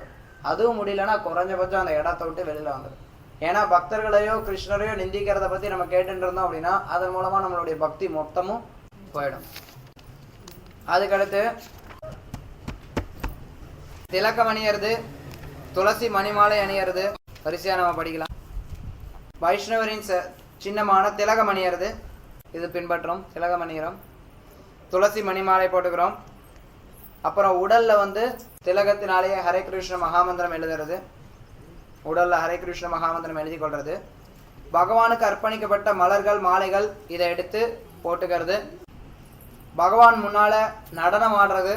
ஒரு சிலர் கோயிலுக்கு வந்தா ஜம்முன்னு அப்படியே ஓரமா நிற்கிறாங்க, உட்காந்துக்கிறாங்க. ஆனா இங்க பக்தி தொண்டினுடைய அங்கங்கள்ல வந்து பகவான் முன்னாடி நடனம் ஆடுறதுன்னு சொல்லப்படுது. பகவான் மற்றும் ஆன்மீக குருவை கண்டவுடன் உடனே விழுந்து வணங்குதல், சாஷ்டாங்கமா விழுந்து நமஸ்காரம் பண்றது. கோயிலுக்கு வந்தோம் அப்படின்னா முதல்ல நமஸ்காரம் பண்ணணும். கிருஷ்ணரின் கோயிலுக்கு வந்தவுடன் ஒருவர் கிருஷ்ணர் கோயில் பரிக்கிரமா பத்தி சொல்லப்படுது. ஒருவர் பகவான் வெளியில வரார் அப்படின்னா, பகவானோ பக்தர்களோ வராங்க அப்படின்னா அங்க வந்து நீ உக்காந்துட்டு இருக்க கூடாது. பகவான் வரும்போது எந்திரிச்சு நிற்கணும், எந்திரிச்சுன்னு பகவானை வரவேற்கணும். பகவான் ஊர்வலம் வரும்போது அவரை வரவேற்கணும். அதுக்கு அடுத்த விதிமுறை, பகவான் ஊர்வலம் வரும்போது அதுல கலந்துக்கணும். இன்னைக்கும் பாத்தீங்கன்னா நிறைய திருவிழாலாம் வரும், அதுல வந்து நம்ம எல்லாரும் கலந்துக்கிறதுக்கு முயற்சி பண்ணணும். ஒரு பக்தன் ஒரு முறையோ அல்லது காலை மாலை இருமுறையோ கண்டிப்பாக விஷ்ணுவின் கோயிலுக்கு செல்ல வேண்டும். தினமும் காலையிலையும் சாயந்தரமும் கோயிலுக்கு போவாங்க. இது வந்து எவ்வளவோ வருஷமா இந்தியாவில் பழக்கத்தில் இருந்தது. காலையிலையும் சாயந்தரமும் எல்லாரும் கோயிலுக்கு போவாங்க. இன்னைக்கு அது யாரும் போறதில்லை. நம்ம ஞாயிற்றுக்கிழமை ஒரு நாள் கோயிலுக்கு வாங்கினாலே அதுக்கே கஷ்டமா இருக்குது. ஒருத்தவங்களுக்கு மாசக்கணக்கில் ஃபோன் பண்ணிட்டு அப்புறமா வராங்க. ஸோ இப்படி இருக்கு. அப்புறம் கோயிலை சுற்றி பரிக்கிரமா வர்றது. கோயிலை சுற்றி பகவான் விக்கிர கோயிலை சுற்றி நம்ம வந்து பரிக்கிரமா பண்ணுறது. இப்போ நம்ம கோயிலில் பரிக்கிரமா பண்ணுறதுக்கு வசதி இல்லை, பெரிய கோயில் வரும்போது பரிக்கிரமா பண்ணுறதுக்கு வசதி இருக்கும். குறைந்தபட்சம் 3 முறை வலம் வரணும்னு சொல்லப்பட்டிருக்கு. இதில் வந்து பிரபுபாத குறிப்பிட்டு சொல்றாரு, கோவர்தன கிரியை கூட பக்தர்கள் வந்து வலம் வருவாங்க. யாரெல்லாம் கோவர்தன் பரிக்கிரமா போனீங்க? விருந்தாவன் போனவங்க எல்லாரும் போனீங்களா? பெரும்பாலும் விருந்தாவன் போனவங்க எல்லாம் கார்லயே பரிக்கிரமா பண்ணிட்டீங்களா? பல பேர் முடியாதவங்க பண்றாங்க. ஆனா பெரும்பாலும் முடிஞ்சவங்க வந்து நம்ம உடம்புல சக்தி இருக்கும்போது அதான் பெரும்பாலும் வந்து நம்ம நடந்து பரிக்கிரமா பண்றது வசதி. அப்புறம் ஒழுங்குமுறை விதிகளுக்கு ஏற்ப கோயிலில் உள்ள விக்கிரகத்தை வழிபடுதல், அதாவது அர்ச்சனை பண்ண சொல்லப்படுது. இது அர்ச்சனை, பகவானுக்கு அர்ச்சனை பண்ணணும்னு சொல்லுது. இது 30வது விதிமுறை. பகவானுக்கு அர்ச்சனை பண்றதுன்னா என்ன? ஆரத்தி காட்டுறது, பிரசாதம் அர்ப்பணம் பண்றது, அலங்கரிக்கிறது, இது எல்லாமே உட்படுத்தக்கூடாது. அதுக்கடுத்த விதிமுறை, விக்கிரகங்களுக்கு ஒருவன் தனது உடல் உழைப்பினை கண்டிப்பாக நல்க வேண்டும். உடலால சேவை பண்ணணும் அப்படிங்கிறது. ஸோ உடலால சேவை பண்றது அப்படிங்கிறதுக்கும் அர்ச்சனைங்கிறதுக்கும் என்ன வித்தியாசம்? உடலால சேவை பண்றது அப்படிங்கிறது இது நம்ம இப்படி வர்றதோட தெளிவா பார்க்கணும். அப்படின்னா அர்ச்சனம் இது ரெண்டும், இந்த 64 அங்கங்கள்ல ஒரு சில அங்கங்கள் வந்து ஒரே மாதிரியே இருக்குது அப்படின்னு தோன்றும். அந்த ஒரே மாதிரியே தோன்றக்கூடிய அங்கங்கள் மட்டும் நான் இந்த நோட்ஸ்ல கொடுத்துருக்கேன், என்ன வித்தியாசப்படுத்தி காட்டுறது அப்படிங்கிறது. ஸோ பகவானுக்கு அர்ச்சனை பண்றதுங்கிறது சேவை பண்றதும் அப்படிங்கிறதும் ரெண்டும் ஏறக்குறைய ஒன்று தான். ஆனால் அர்ச்சனை பண்றது அப்படிங்கிறது நேரடியாக அர்ச்சனையில் ஈடுபடுறது, சேவை பண்றது அப்படிங்கிறது வந்து பகவானுக்கு பல்லக்கு தூக்கிட்டு போறது, கொடை பிடிக்கிறது, இது எல்லாமே. இதுல இன்னொரு விஷயம் என்ன பார்க்கணும் அப்படின்னா, இதுல வந்து 21 இருந்து 42 வரைக்கும் இருக்கக்கூடிய அங்கங்கள் எல்லாமே வந்து விக்கிரக வழிபாடுக்கு சம்பந்தப்பட்டது. உடனே ஒருத்தர் கேள்வி கேட்கலாம், எப்படிங்க திலகம் போடுறது, கண்டி மாலை போடுறதெல்லாம் சொன்னீங்க, அதெல்லாம் எப்படி விக்கிரக வழிபாட்டோட தொடர்புல இருக்குன்னா? ஆமா, விக்கிரக வழிபாட்டுக்கு முன்னாடி ஒருத்தர் தன்னை சுத்தப்படுத்திக்கிறதுங்கிற நிகழ்ச்சி வரும்போது அதுல வந்து இந்த திலகம் அணியறது, கண்டி மாலை போடுறதெல்லாம் அதுல வருது. விக்கிரக வழிபாட்டுக்கு முன்னாடி ஒருத்தர் தன்னை தூய்மைப்படுத்திக்கிறதுக்காக திலகம் அணிகிற, கண்டி மாலை போடுற, இதெல்லாம் அதுல உள்ளடங்குது. அதனால நம்ம வந்து இந்த 21 இருந்து 42 வரைக்கும் எல்லாமே வந்து விக்கிரக வழிபாட்டு சம்பந்தப்பட்டது. நம்ம பகவானுடைய கோயிலுக்கு வந்து பகவான் முன்னாடி விழுந்து வணங்குனா அதுவும் விக்கிரக வழிபாட்டுல ஒரு அங்கம். நான் வந்து உடனே ஒருத்தருக்கு நான் நினைக்கக்கூடாது, நான் வந்து விக்கிரக வழிபாட்டுல ஈடுபடவே இல்லைங்க அப்படின்னு நினைக்கக்கூடாது. நம்ம பகவானுடைய கோயிலுக்கு வந்து அவர் முன்னாடி வணக்கம் செலுத்தினாலே அது வந்து விக்கிரக வழிபாட்டினுடைய ஒரு பகுதி தான். பகவானை பரிக்கிரமா வர்றது, பல்லக்கு தூக்கிட்டு போறது, கொடை பிடிச்சிட்டு போறது, இதெல்லாம் சேவைகளா சொல்லப்படுது. அதுக்கடுத்து பாடுறது, அதுக்கடுத்து சங்கீர்த்தனம் பண்றது, 32 பாடுறது, 33 சங்கீர்த்தனம், 34 ஜபா. இந்த மூணுத்துக்கு என்ன வித்தியாசம் தெரியுமா? இங்க வந்து தமிழ்ல வந்து பாடுறது, இசைக்கிறது, ஓதுதல்னு கொடுத்துருக்குறாங்க. சமஸ்கிருதம் எடுத்துக்கிட்டீங்க அப்படின்னா சமஸ்கிருதம் எடுத்துக்கிட்டீங்கன்னா பாடுறது, அப்புறம் சங்கீர்த்தனம், கீர்த்தனம், சங்கீர்த்தனம், ஜபா. என்ன வித்தியாசம் அப்படின்னா, சங்கீர்த்தனம் அப்படின்னா பல பேர் சேர்ந்து கீர்த்தனம் பண்றது. பாடுறது அப்படின்னா நம்ம வந்து உட்காந்து பஜனை பாடுறது, கொஞ்சம் பேர் எல்லாரும் சேர்ந்து உட்காந்து பஜனை பாடுறது, கொஞ்சம் பேர் சேர்ந்து பஜனை பாடல்களை பாடுறது. சங்கீர்த்தனம் அப்படின்னா எல்லாரும் சேர்ந்து பாடக்கூடியது, கூட்டமா பாடுறது சங்கீர்த்தனம், தனியா பாடுறது பாடுதல். ஜப்பா அப்படிங்கிறது நம்ம கேட்கறது, காதுல கேட்குற மாதிரி மந்திரத்தை சொல்றது ஜப்பா. அதுக்கடுத்து வழிபாடு செய்தல் வேண்டும். எப்பா இந்த தமிழை படிச்சோம்னா ஹரே கிருஷ்ணா தான். அதுக்கு அடுத்த விதிமுறை என்னன்னா, பகவானுக்கு வந்து பிரார்த்தனை பண்ணணும். 35வது விதிமுறை வந்து பிரார்த்தனை பண்றது. 36வது விதிமுறை வந்து சாஸ்திரங்கள் உள்ள பிரார்த்தனை பண்றது, அதுவும் பிரார்த்தனை தான். இதுல என்ன கொடுத்துருக்குறாங்க? வழிபாடு செய்தல் வேண்டும், இன்றியமையாத பிரார்த்தனைகளை இசைத்தல் வேண்டும். ரெண்டுமே ஏறக்குறைய பிரார்த்தனை தான். 36 பிரார்த்தனை தான், 35 பிரார்த்தனை தான், 36 பிரார்த்தனை தான். ஆனா 2 பிரார்த்தனைக்கு என்ன வித்தியாசம் அப்படின்னா, ஒண்ணு தன்னுடைய தானா சுயமா பிரார்த்தனை பண்றது, நம்மளா பகவான்கிட்ட வந்து பிரார்த்தனை பண்றது. அது எப்படிலாம் பிரார்த்தனை பண்ணலாம் அப்படின்னா, அதுக்கு 3 வகைகள் சொல்லப்படுது. என்ன சொல்லப்படுது? பக்தி தொண்டுல நான் வந்து தன்னிச்சையான நிலைக்கு வரணும், அதாவது பாவ பக்தி, பிரேம பக்தி, இந்த மாதிரி பக்தியில நான் உயர்வு பெறணும் அப்படிங்கிறதுக்காக பகவான் கிட்ட வந்து பிரார்த்தனை பண்றது. அப்புறம் நான் வந்து ரொம்ப மோசமாக இருக்கேன், என்னுடைய நிலைமை ரொம்ப மோசமாக இருக்கு, நான் காம குரோத லோப மத மோக மத்சரியத்தில் உட்பட்டு கிடக்கிறேன், எனக்கு நான் மோசமான நிலைமை இருக்கேன் அப்படிங்கிறத சொல்லி பகவான் கிட்ட பிரார்த்தனை பண்ணுறது. அப்புறம் பகவானே எனக்கு ஏதாவது நித்தியமாக உனக்கு சேவை கொடு, நான் வந்து இந்த ஒரு குறிப்பிட்ட சேவையில் ஈடுபடணும் அப்படிங்கிறத நினச்சி பிரார்த்தனை பண்ணுறது. அது வந்து முன்னேறிய பக்தர்கள் பண்ணக்கூடிய பிரார்த்தனை. பொதுவாக பக்தர்களோட ஆரம்ப நிலையில் பக்தர்கள் செய்யக்கூடிய பிரார்த்தனைகள் வந்து நம்ம பக்தியில் முன்னேறணுங்கிறதுக்காக பிரார்த்தனை பண்ணுறோம். அப்புறம் நம்மளுடைய மோசமான நிலைமையை கண்டு நம்ம பிரார்த்தனை பண்ணுறோம். இது ஒரு வகையான பிரார்த்தனை. இன்னொரு வகையான பிரார்த்தனை என்ன அப்படின்னா, சாஸ்திரங்களை என்ன சொல்லப்பட்டிருக்கோ அந்த பிரார்த்தனைகளை நம்ம பின்பற்றுறது. ஆச்சாரியர்கள் பாடியிருப்பாங்க. இப்போ நம்ம கொஞ்ச நேரத்துக்கு முன்னாடி பாடணும், கோவிந்ததாஸ் பாடின பாடல் பஜஹுரே மனஸ்ரீ நந்தநந்தன், அது பகவானுக்கு நம்ம செய்யக்கூடிய ஒரு பிரார்த்தனை. இப்படிப்பட்ட பிரார்த்தனைகளை நம்ம முன்வைக்கலாம். சாஸ்திரங்களில் சொல்லப்பட்டிருக்கக்கூடிய தூய பக்தர்கள் சாஸ்திரங்களில் இருக்கக்கூடிய பிரார்த்தனைகள் இவற்றை சொல்றது அது பக்தியினுடைய அங்கமாக கருதப்படுது. இதில் வேற என்ன வருது? திலகமும் துளசி மாலையும் மலர் மாலைகளை ஏற்றுக்கொள்ளுதல், விக்கிரகத்தின் முன்பு ஆடுதல், மரியாதையின் பொறுத்து விக்கிரகத்தின் முன்பு விழுந்து வணங்குதல், பகவானை வரவேற்பதற்காக எழுந்து நிற்றல், விஷ்ணு கோயில்களுக்கு செல்லுதல், விஷ்ணு கோயிலை சுற்றி வலம் வருதல், அர்ச்சனம் செய்தல், தொண்டு செய்தல், பாடுதல், சங்கீர்த்தனம், வழிபாடு, பிரார்த்தனை. அதுக்கடுத்து சரணடைதல். சரணடைதல் அப்படின்னு வரும்போது அதில் ஸ்கந்த புராணத்துல இருந்து ஒரு மேற்கோள் காட்டுறார். உணர்ச்சி மயமாக சரணடைதல், பணிவுடன் தன்னை சரணடைதல், சில நினைவுகளை விரும்புதல். I think it's better. Tamil அப்படியே குழப்பு. சரணடைதல்னு போட்டாங்க இங்கே. பிரார்த்தனையில் ரெண்டாவது வகையாக நான் சொன்ன பிரார்த்தனையை சரணடைதல்னு போட்டாங்க. அதே போட ஜப்பா ரிசைட்டிங் நோட்டபிள் ப்ரேயர்ஸ். இது எப்படி சரணடைதல்? Reciting notable prayers. ஸோ நான் சொன்னது தான், 3 வகையாக நம்ம வந்து பகவான் கிட்ட வந்து நம்மளுடைய விருப்பத்தை சொல்லி வேண்டுறோம். 3 வகையான பிரார்த்தனைகளை நம்ம வந்து முன்வைக்கிறோம் பகவான் கிட்ட. நம்மளுடைய பகவான் மேலே இருக்கக்கூடிய பற்றுதல் அதிகப்படுத்திக்கணும் அப்படிங்கிறதுக்காக நம்ம வந்து பக்தியில் முன்னேறணும் அப்படிங்கிறதுக்காக பிரார்த்தனை பண்ணுறோம். நம்மளுடைய மோசமான நிலையை நினச்சி பிரார்த்தனை பண்ணுறோம். நித்தியமான சேவை கொடு அப்படின்னு சொல்லி பிரார்த்தனை பண்ணுறோம். இப்படி 3 வகையான பிரார்த்தனை இருக்குது. அப்புறம் சாஸ்திரங்களில் இருக்கக்கூடிய பிரார்த்தனைகளை முன்வைக்கிறது. இதில் பார்த்தோம் அப்படின்னா ஒரு சில பிரார்த்தனைகள் சொல்லப்பட்டிருக்கு. நம்ம எப்படியெல்லாம் பிரார்த்தனை பண்ணணும் அப்படிங்கிறதுக்கு பிரார்த்தனை பண்ணுறதுக்கு போய் சரணடைதல்னு போட்டிருக்கிறாங்க.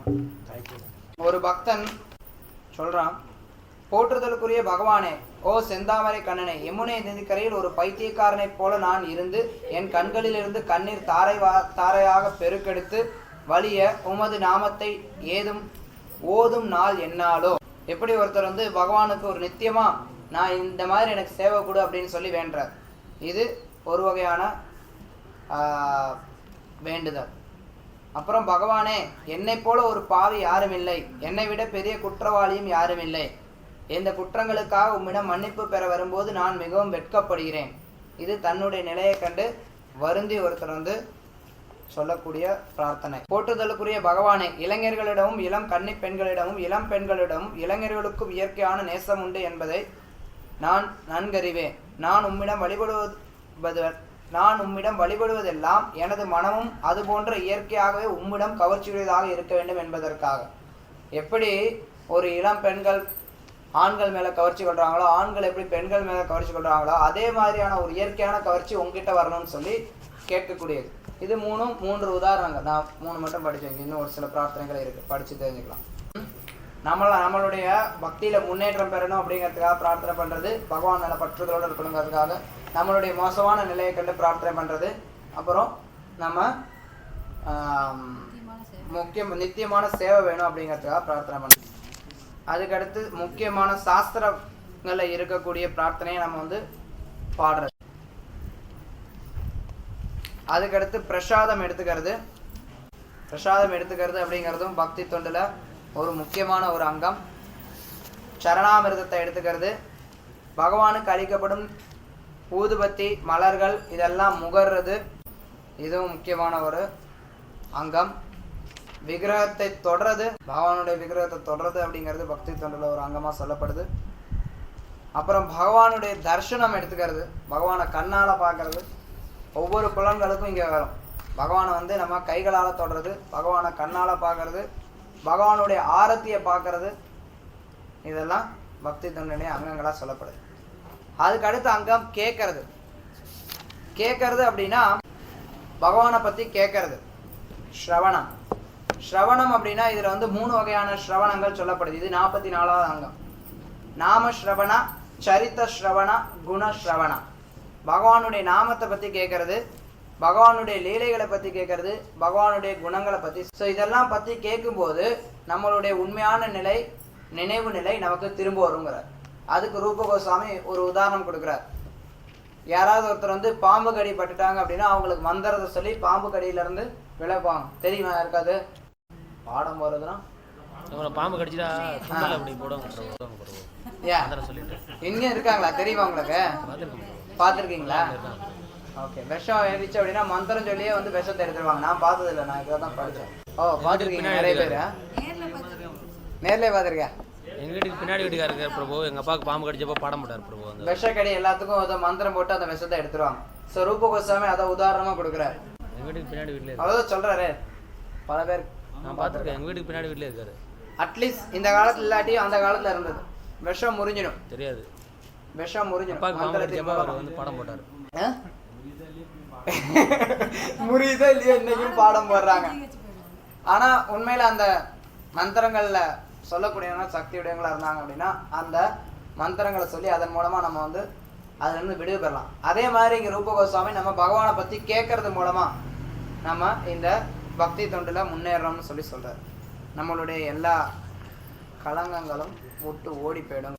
சிலர் அப்படி கேட்கறதுல எது சிறந்தது, எதை பற்றி கேட்கணும் அப்படின்னா இங்கே பிரபுபாத் குறிப்பிட்டு சொல்ற ஸ்ரீமத் பாகவத கிருஷ்ண கதாவை.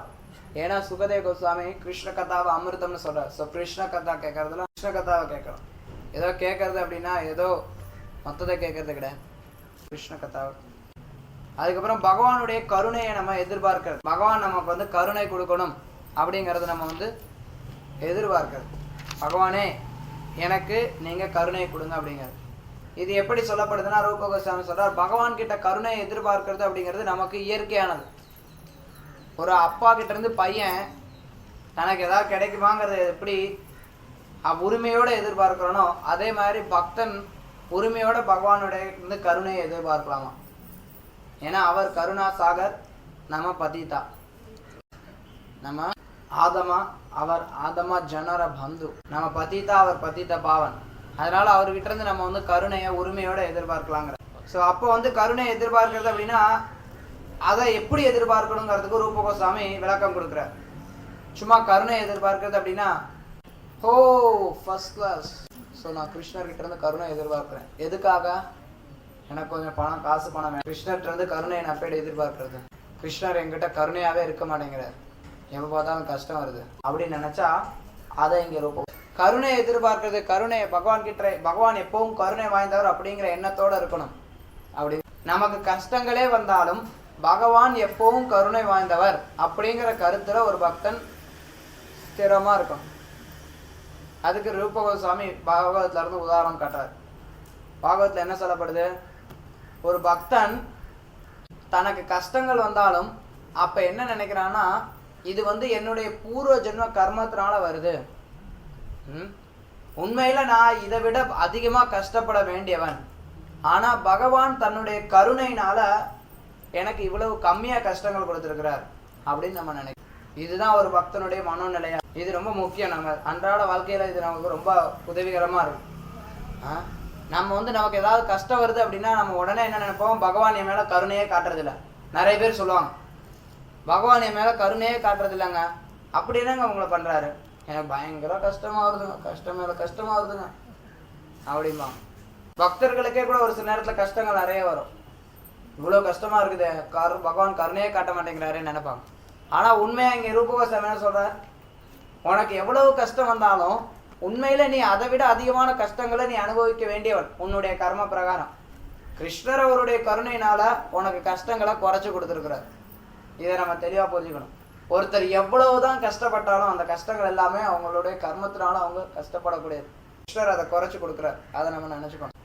யாருக்காவது பிரகலாத் மகாராஜோட அதிகமாக கஷ்டம் வந்திருக்கா? கண்டிப்பாக கிடையாது. யாருக்காவது யுதிஷ்டரை காட்டிலும் அதிகமாக கஷ்டம் வந்திருக்கா?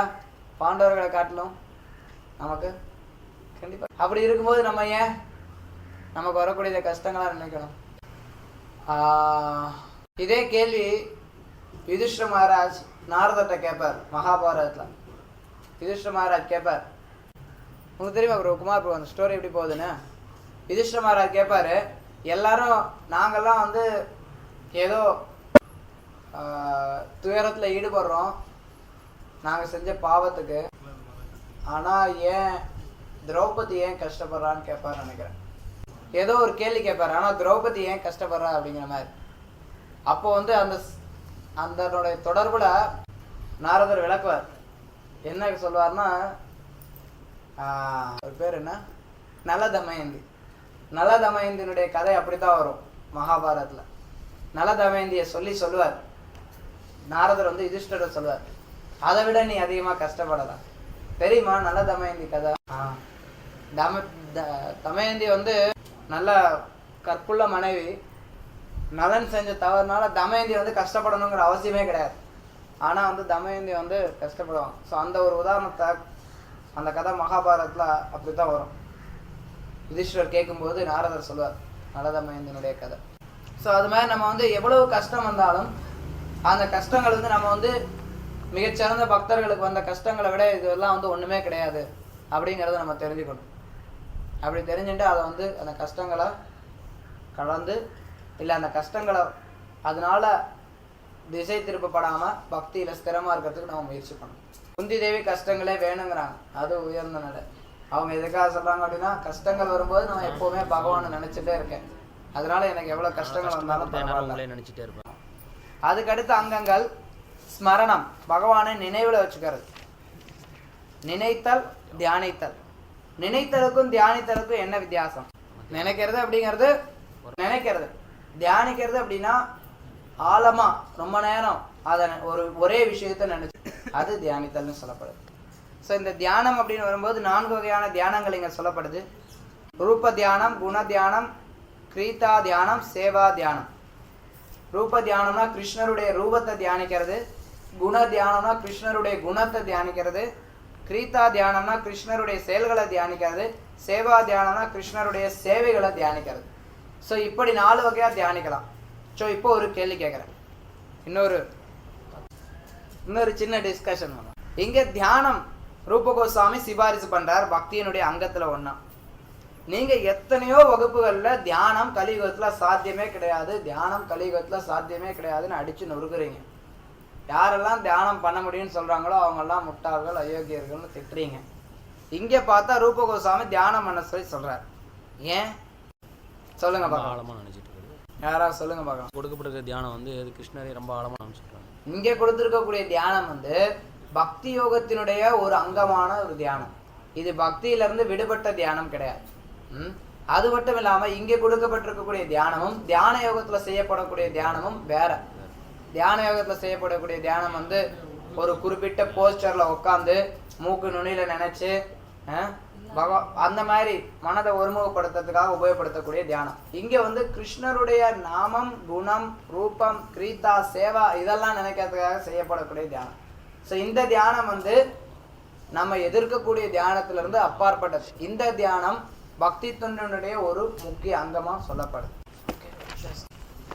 அதுக்கப்புறம் சேவை பண்ணுறது, பகவானுக்கு கைங்கரியம் பண்ணுறது, தாசியம் பண்ணுறது, பகவானுக்கு சேவை பண்ணுறது அப்படின்னு வரும்போது சேவையில் 2 சேவை சொல்லப்படுது. இங்கே சேவையில் 2 வகைகள் இருக்குது. ஒன்று கர்மார்ப்பணம், இன்னொன்று கைங்கரியம். பகவானுக்கு கர்மத்தை நம்ம செய்யக்கூடிய செயலை பகவானுக்கு அர்ப்பணம் பண்ணுறது, இது கர்மார்ப்பணம். இன்னொன்று கைங்கரியம், பகவானுக்கு நேரடியாக தொண்டு பண்ணுறது. இந்த 2மே வந்து பகவானுக்கு செய்யலாம். கர்மார்ப்பணத்தில் 2 வகை இருக்குது. ஒருத்தர் வந்து நான் ஏதாவது செயல் செஞ்சு அதை வந்து நான் வந்து பகவானுக்கு கொடுக்குறேன் அப்படின்னு சொல்கிறாங்க.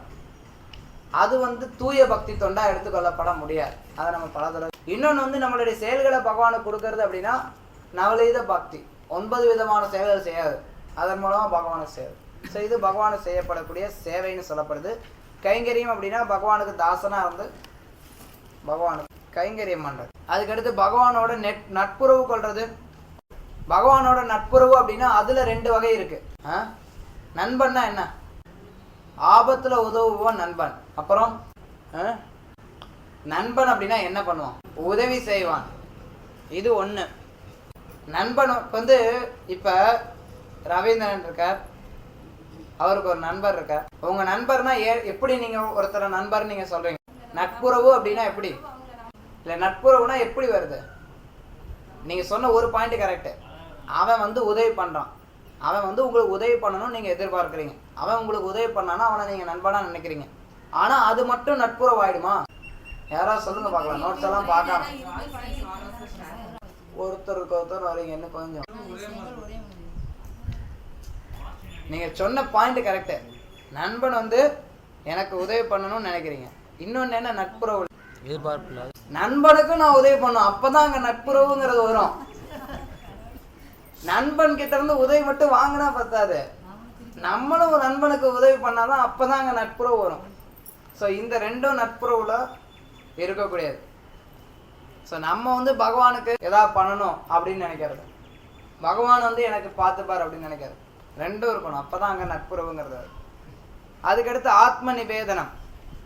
ஆத்ம நிவேதனம் அப்படின்னா எல்லாத்தையும் பகவான் கிட்ட ஒப்படைக்கிறது. இங்கதான் சரணடைதல்னு வருது. இங்க என்னத்தை போட்டிருக்கிறாங்கன்னு பார்க்கலாம். தமிழ்ல இங்கேயும் சரணடைதல்னு போட்டிருக்காங்களா?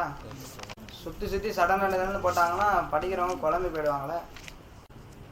கருணை எதிர்பார்த்தல், நினைத்தல், தியானம். தியானத்துல இன்னொரு மேற்கோள் ஒன்று காட்டுறாரு ரூப கோஸ்வாமி. ஏற்கனவே ஒரு கதை சொல்லியிருக்கோம், நம்ம பல பேருக்கு தெரியும். தியானத்தினால, தியானம் அப்படின்னா ஏதோ கற்பனையில நம்ம பண்றக்கூடிய தியானம் அப்படிங்கிறது கிடையாது. தியானம் அப்படின்னா உண்மையிலே நம்ம அந்த நிலைக்குள்ளார உள்ள போறோம். இப்போ பார்த்தீங்கன்னா சேவா தியானத்துல ஒரு பகவானுக்கு சேவை பண்றதா ஒரு பக்தர் நினைச்சார். இந்த கதை ஒரு சிலருக்கு தெரிஞ்சிருக்கும். ஒரு தடவை சண்டே விஸ்ல ரீசெண்டாக கூட நான் சொன்னேன் இந்த கதையை. ஒரு ஒரு பிராமணர் போய் பகவானுக்கு கைங்கரியம் பண்ணணும்னு நினைக்கிறார். அவரால் வந்து அவருக்கு வசதி வாய்ப்புகள்லாம் இல்லை.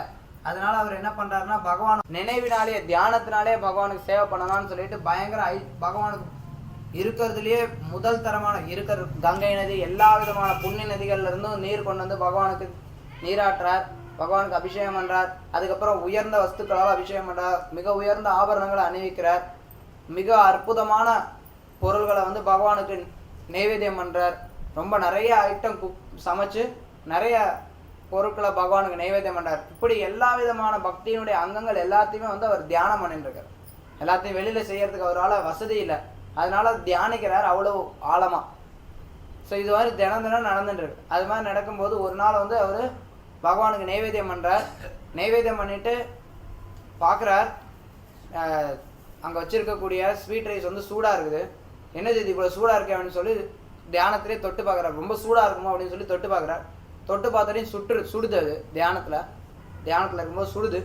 சுட்டுருச்சேன்னு சொல்லி கை எடுக்கிறார். கை எடுத்தாலையும் அவருடைய தியானம் கலைஞ்சிடுச்சு. கை எடுத்து பார்த்தா தியானம் கலைஞ்சதுக்கப்புறம் பார்த்தா கையில் வந்து சூடுபட்டுருக்கு. அவர் தியானத்தில் தானே என்ன பண்ணிட்டு இருந்தார் அப்படின்னா அதை கிருஷ்ணர் ஏற்றுக்கிறார். இது நான் சுருக்கமாக அந்த கதையை சொன்னேன், அந்த சண்டே பீஸில் ஒரு நாள் விளக்கமாக சொன்னேன். ஸோ இது வந்து தியானத்தினால ஒருத்தர் வந்து பகவானோட நேரடியாக தொடர்பில் இருக்கார். ஏதோ சும்மா கற்பனைங்கிறது கிடையாது. உண்மையில பகவானுக்கு நம்ம சேவை பண்ணணும்னு நினைக்கும் போது பகவான் அந்த சேவையை எடுத்துக்கிறார். அதை நம்ம உணரணும். தொண்டு மனப்பான்மை, நட்பு மனப்பான்மை, பகவானுக்காக எல்லாவற்றையும் செலுத்துதல், இது பகவானுக்கு கைங்கரியம் பண்றது. ஆத்ம நிவேதனம். இந்த ஆத்ம நிவேதனம் அப்படின்னு வரும்போது இதுல 2, இந்த ஆத்ம நிவேதனம் சம்பந்தப்பட்ட 2 வருது. அடுத்த 2மே ஆத்ம நிவேதனத்துக்கு சம்பந்தப்பட்டது. பகவானுக்கு பிடிச்ச பொருளை நம்ம வந்து படைக்கிறது. ஆத்ம நிவேதனம் அப்படின்னா ஆத்மாவை சரணடையுது அப்படின்னா அதுல சரணடைதலுடைய முதல் 2 அங்கங்கள் என்ன, 2 கருத்துக்கள் என்ன சொல்லு பார்க்கலாம். யாராவது சொல்லுங்க பார்க்கலாம். பகவத்கீதா சரணர் எடுத்ததெல்லாம் இப்ப கேட்டீங்கன்னா எப்படி தெரியுங்கிறீங்களா? சரணடைறது அப்படின்னா அதுல 2 இருக்கு. 6 இருக்கு ஆக்சுவலா சரணடைதல. அதுல 2, முதல் 2 சொல்லு. பக்திக்கு எதெல்லாம் அனுகூலமா இருக்குமோ அதெல்லாம் எடுத்துக்கிறது, பக்திக்கு எதெல்லாம் பிரதிகூலமா இருக்கோ அதெல்லாம் கைவிடுறது. ஞாபகம் இருக்கா இல்லையா? யாருக்கெல்லாம் ஞாபகம் இல்லைக்கோ எடுத்து போய் சர்வதர்மான் பரித்தேஜ்ய அந்த ஸ்லோகத்தோட பொருள் உரை படிச்சு பாருங்க.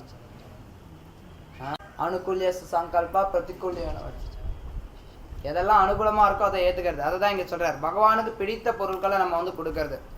அப்புறம் நம்மளுடைய செயல்கள் எல்லாத்தையும் பகவானுக்காக செய்யணும். இதுதான் சொல்லப்படுது. எல்லாத்தையும் பகவானுக்காக கொடுக்கறது, பகவானுக்கு பிடிச்ச செயல்களை செய்கிறது, அவருக்கு அப்படிப்பட்ட செயல்களை தான் செய்யணுங்கிறதுக்கு முயற்சி பண்ணுறது. அதுக்கடுத்து சரணடைந்த ஆத்மாவாக இருத்தல் 52 சரணபத்தின்னு சொல்லப்படுது. சரணபத்தி அப்படின்னா என்ன? ஆத்ம நிவேதனத்துக்கும் சரணடைந்த பக்தனா இருக்கிறதுக்கும் என்ன வித்தியாசம்? எல்லாம் ஒரே மாதிரி தான் தெரியுதுல்ல, சின்ன வித்தியாசம் இருக்கு. ஆத்ம நிவேதனம் அப்படின்னா பௌதிக பொருட்கள் எல்லாத்தையும் துறக்கிறது. சரணபத்தி அப்படின்னா பகவான் கிட்ட நான் சரணடைஞ்சேன் அப்படிங்கிற எண்ணத்தோட வாழ்றது. புரியுதா? ஆத்ம நிவேதனம் அப்படின்னா பௌதிக பொருட்கள் எல்லாத்தையும் திறந்து பகவான்கிட்ட கொடுக்கறது, இல்லை எல்லாத்தையும் விட்டுறது.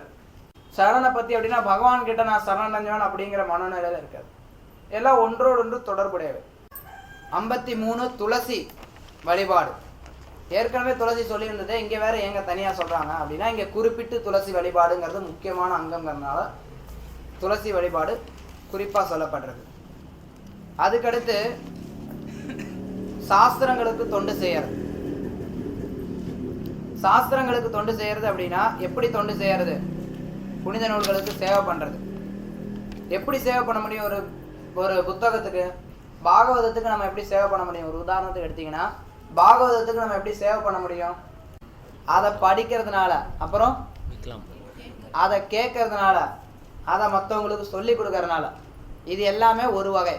இது எல்லாமே எப்படி சொல்லலாம்னா, நம்மளுடைய புத்தியை உபயோகப்படும். புத்தியை உபயோகப்படுத்தி சாஸ்திரத்துக்கு சேவை பண்ணுறது ஒரு வகை. நம்ம கேட்கறது, நம்ம சொல்லித்தரது, அப்புறம் நம்ம பொதுவாக படிக்கிறது, இது எல்லாம் வந்து புத்தியை உபயோகப்படுத்தி பண்ணுறது. அப்புறம் சாஸ்திரங்களுக்கு நம்ம ஆரத்தி பண்ணலாம். பகவத்கீதா, பாகவதம் நம்ம வந்து எப்படி பூஜை பண்ணுறோமோ அது மாதிரி, பகவானுக்கு எப்படி பூஜை பண்ணுறோமோ அது மாதிரி சாஸ்திரங்களுக்கு நம்ம வந்து பூஜை பண்ணலாம். அப்புறம் சாஸ்திரங்களை நம்ம வந்து எழுதலாம். இதுவும் சாஸ்திரங்களை செய்யக்கூடிய ஒரு சேவை. பாகவதத்தை எழுதலாம், பகவத்கீதையை நம்ம எழுதலாம். உண்மையில் பார்த்தீங்க அப்படின்னா இது வந்து அந்த காலத்துலேயும் சரி, இந்த காலத்துலையும் சரி, எல்லா காலத்துலையும் சரி ஒரு முக்கியமான சேவைகள்லாம் ஒன்றாயிடும். சாஸ்திரம் எழுதுறது அப்படின்னா அந்த காலத்தில் வந்து அது ஒரு பெரிய சேவை. அப்போல்லாம் வந்து ஓலைச்சுவடியில் எழுதி வச்சுருப்பாங்க. ஓலைச்சுவடியில் எழுதி வச்சுருப்பாங்க, அது நாள் கணக்கில் போயிடும். ஸோ என்ன பண்ணுவாங்கன்னா, அதை அப்படியே காப்பி அடிக்கணும். ஜெராக்ஸ் டிஷ்லாம் கிடையாது. கையில் திரும்பி எழுதணும், அவ்வளோ ஸ்லோகத்தையும் எழுதணும். அது வந்து கொஞ்சம் வருடங்கள் தான் வரும். கொஞ்சம் வருடம் ஆனதுக்கப்புறம் அதை எல்லாத்தையும் திரும்பி எழுதணும். ஸோ இப்படி எழுதி வைக்கிறதுங்கிறது சாஸ்திரங்களுக்கு செய்யக்கூடிய சேவைகளில் ஒன்றா இருந்தது. இப்பயும் வந்து சாஸ்திரங்களை செய்யக்கூடிய சேவைகள் அதெல்லாம் அதே சேவை இன்றைக்கும் இருக்குது. நம்ம சாஸ்திரங்களாக வந்து அது சம்மந்தமான விஷயங்களை நம்ம சாஸ்திரங்களை எழுதுறது, பாதுகாக்கிறது, இதெல்லாம் வந்து சேவை. அதுக்கடுத்து மதுராவில் வசித்தல். மதுராவில் வசித்தல் அப்படின்னா என்ன? நம்ம எல்லாரும் உடனே மதுராவுக்கு போயிடலாமா? அது ஒரு விதத்தில் சொல்லலாம். இன்னொரு விதத்தில் சொன்னால் மதுரான்னு இங்கே ஸ்பெசிஃபிக்காக அவர் சொல்கிறார். அப்போ மதுராவில் இருக்கிறது அப்படின்னா எப்படி இருக்கிறது? மதுராவை நினைச்சா போதும். சாஸ்திரத்தில் இங்கே வந்து வராக புராணத்திலிருந்து மேற்கோள் காட்டப்பட்டிருக்கு. எவன் ஒருவன் மதுராவை காட்டிலும் பிற இடங்களின் மீது கவர்ச்சியுடனாக இருக்கிறானோ அவன் மாயா சக்தியால் நிச்சயம் பீடிக்கப்படுவான். மதுராவில் தான் கவர்ச்சியுடனாக இருக்கணும்னு சொல்லப்படுது. இங்கே சொல்லப்படுது, பல்வேறு சாஸ்திர நூல்களில் மதுராவை பற்றி கேட்பினும் நினைப்பிலும் போற்றினாலும் விரும்பினாலும் மதுராவை கண்டாலும் மதுராவை தொட்டாலும் எல்லாமே நம்மளுடைய விருப்பத்தை தூக்கி செய்யும். ஸோ இந்த விரஜதாமத்தை பற்றி நம்ம வந்து நினைக்கிறது, அதை போற்றுறது, அதை பற்றி கேட்கறது, அதை பற்றி அதில் இருக்கணும்னு விரும்புறது, அந்த விரஜதாமத்தை போய் பார்க்கறது, அப்புறம் அதை போய் தொடறது, இது எல்லாமே மதுராவில் இருக்கிறதுக்கு சமம். இது எல்லாமே மதுராவில் இருக்கிற மாதிரி. ஸோ இந்த நிலையில் நம்ம வந்து வாழ்க்கை. அப்புறம் வைஷ்ணவ சேவா, வைஷ்ணவர்களுக்கு சேவை பண்ணுறது. கிருஷ்ணர் சொல்கிறார், என்னை வழிபடுறதை காட்டிலும் என்னுடைய பக்தனை வழிபடக்கூடியவன் மிக உயர்ந்தவன் சொல்கிறார். ஸோ அதன் பிரகாரம் இங்கே வந்து நம்ம பக்தர்களுக்கு சேவை பண்ணுறது அது ஒரு முக்கியமான அங்கமாக குறிப்பிடப்படுது. பல்வேறு புனித நூல்கள் வந்து ரூப கோஸ்வாமி மேற்கோள் காட்டி என்ன சொல்கிறாருன்னா, ஆச்சாரியர்கள் பகவானுடைய பக்தர்கள் எல்லாருமே அவங்கள குறிப்பாக வழிபடணும், அது வந்து உயர்ந்த பக்தி அப்படின்னு சொல்லப்படுது. ஸோ நம்ம செய்ய இந்த 64 அங்கங்கள் இருக்கே, இது எல்லாமே பக்தர்களுக்கும் நம்ம வந்து உட்படுத்தலாம். பக்தர்களுக்கு செய்யக்கூடிய பூஜைகள், பக்தர்களையும் இந்த நிலையில் யோசிச்சு பார்க்கலாம். ஆழ்வார்களில் ஒருத்தர் வந்து, எனக்கு பெருமாளே தெரியாது, என்னுடைய ஆச்சாரியன் தான் தெரியும். யார் அது? பேர் தெரியுமா இருக்காது? ஆழ்வார்களில் ஒருத்தர் வந்து பெருமாளை வந்து அந்தளவு கண்டுக்க மாட்டார். நம்மாழ்வாரை சொல்லுவார், அவருடைய சிஷ்யர். மதுரகவி ஆழ்வார். ஆமாம், நம்மாழ்வார் தான் எனக்கு தேவை அப்படின்பார். ஸோ அது மாதிரி நான் ஆச்சாரியருக்கும் வந்து அந்த எல்லா தொண்டுகளையும் செய்யலாம். இந்த 64 அங்கங்களுடைய பக்தி தொண்டு எல்லாமே ஆச்சாரியனுக்கும் செலுத்தப்படலாம். ஒருவன் தனது நிலைமைக்கேற்ப பகவானுக்கு தொண்டு செய்தல். கார்த்திகை மாதத்தில் செய்யும் பக்தி தொண்டு சத்துர்மாசியா வரப்பு இருக்கு, அதை பின்பற்றுறது. அதில் குறிப்பாக கார்த்திக் மாதத்தில் சத்துர்மாசத்தினுடைய 4வது மாதத்தில் நம்ம பக்தி தொண்டு செய்யணும். பகவானுடைய செயல்களை விழாவாக கொண்டாடுதல், விழாக்களை கொண்டாடுதல். ஒவ்வொன்றும் நம்ம வந்து விழாக்கள் அனுசரிக்கிறது. இதெல்லாம் ஆழ்ந்த பக்தியுடன் இந்த விழாக்கள் அனுசரிக்கிறது. இது வரைக்கும் 59 பக்தி தொண்டு முடிஞ்சு போச்சு. ஸோ 60லேருந்து 64 வரைக்கும் 5 பக்தி தொண்டுடைய 5 முக்கியமான அங்கங்கள். அது என்னென்ன? விக்கிரக வழிபாடு பண்ணுறது, பாகவத்தை கேட்கறது, அப்புறம் பக்தர்களோட சங்கம் கொள்வது, பகவானுடைய நாமத்தை சொல்கிறது, அப்புறம் மதுராவில் இருக்காது. ஸோ இந்த 5ம் பக்தியினுடைய மிக முக்கிய அங்கங்கள்னு சொல்லப்படுது. இந்த 5ம் நம்மக்கிட்ட இருக்கக்கூடிய பாவ பக்தியை வளர்க்கறதுக்கு ரொம்ப உதவியாக அமையும்னு சொல்லப்படுது. ஸோ இந்த 5 வந்து நம்ம அடுத்த வாரம் விவரமாக பார்க்கலாம். ஸோ இந்த 64 அங்கங்கள் இருக்குது. இதை புத்தகத்தை படித்து பாருங்கள். இந்த ஒவ்வொரு அங்கத்தையும் வந்து ரூப கோஸ்வாமி தானாக சொல்லலை.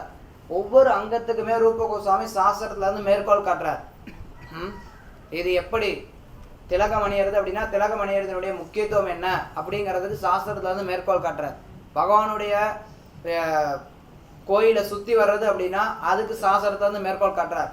ஒவ்வொரு அங்கத்துக்கும் ரூப கோஸ்வாமி சாஸ்திரத்துல இருந்து மேற்கோள் காட்டி இதை நம்ம எப்படி பண்றதுங்கிறத நமக்கு தெளிவாக சொல்லித்தரார். அதனால இது வந்து நம்ம சும்மா ஏதோ 64 கேட்டாச்சு அப்படின்னு சொல்லிட்டு போயிடக்கூடாது. அது ஒன்று என்ன சொல்லப்பட்டிருக்கு அப்படிங்கிறத புத்தகத்தில் நீங்கள் படித்து பாருங்கள். ஒவ்வொரு வழிபாட்டினுடைய முக்கியத்துவத்தையும் ரூப கோஸ்வாமி புத்தகத்தில் சொல்கிறார். அதை நம்ம படித்து பார்க்கணும். அடுத்த வாரம் நம்ம இந்த 5 முக்கிய பக்தி தொண்டினுடைய 5 முக்கிய அங்கங்கள், பக்தி தொண்டில் தவிர்க்க வேண்டிய குற்றங்கள், அப்புறம் பக்தி தொண்டுக்கு அதுக்கு சைடில் இருக்கக்கூடிய விஷயங்கள், அதாவது ஞானம், வைராக்கியம், வர்ணாசிரம தர்மா, இதெல்லாம் பற்றி அடுத்த வாரம் பார்க்கலாம். அதுக்கு அடுத்த வாரம் ராகானுகா பாவா பிரேமா, அதோட அவ்வளோதான். ஏதாவது சந்தேகங்கள் இருந்தால் கேட்கலாம். இன்னைக்கு அடிப்படையில் 64 அங்கங்கள் பார்த்துருக்கோம், அவ்வளோதான். 64 அங்கங்களும் என்னென்னு தெரிஞ்சு வச்சுக்கணும். 64 பரீட்சை எல்லாம் நீங்கள் யோசிக்கக்கூடாது. பரீட்சை கேட்பாங்களா கேட்கக்கூடாதாங்கிறதெல்லாம் என்னென்ன நம்ம பக்தியில் என்ன செய்யணுங்கிறத நம்ம தெரிஞ்சு வச்சுக்கணும்னு அவசியம் தானே நமக்கு. இதெல்லாம் பக்தியினுடைய அங்கம். ஏதாவது சந்தேகங்கள்? எப்படிப்பட்ட அவமரியாதை? இப்போ தேவர்களுக்கு அவமரியாதை செலுத்துறதுனா எப்படி? எகைன் மனசா வாக்கிய, மனதால், வார்த்தையால், செயல்களால். ஒரு உதாரணத்துக்கு விநாயகர் படம் இருக்குது, டருன்னு கிழிச்சு போடுறது, இது ஒரு அபராதம்.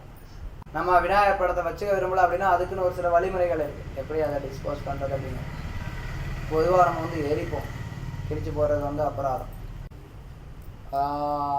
அப்புறம் வார்த்தையினால் அவங்க தேவர்களை வந்து நிந்திக்கிறது.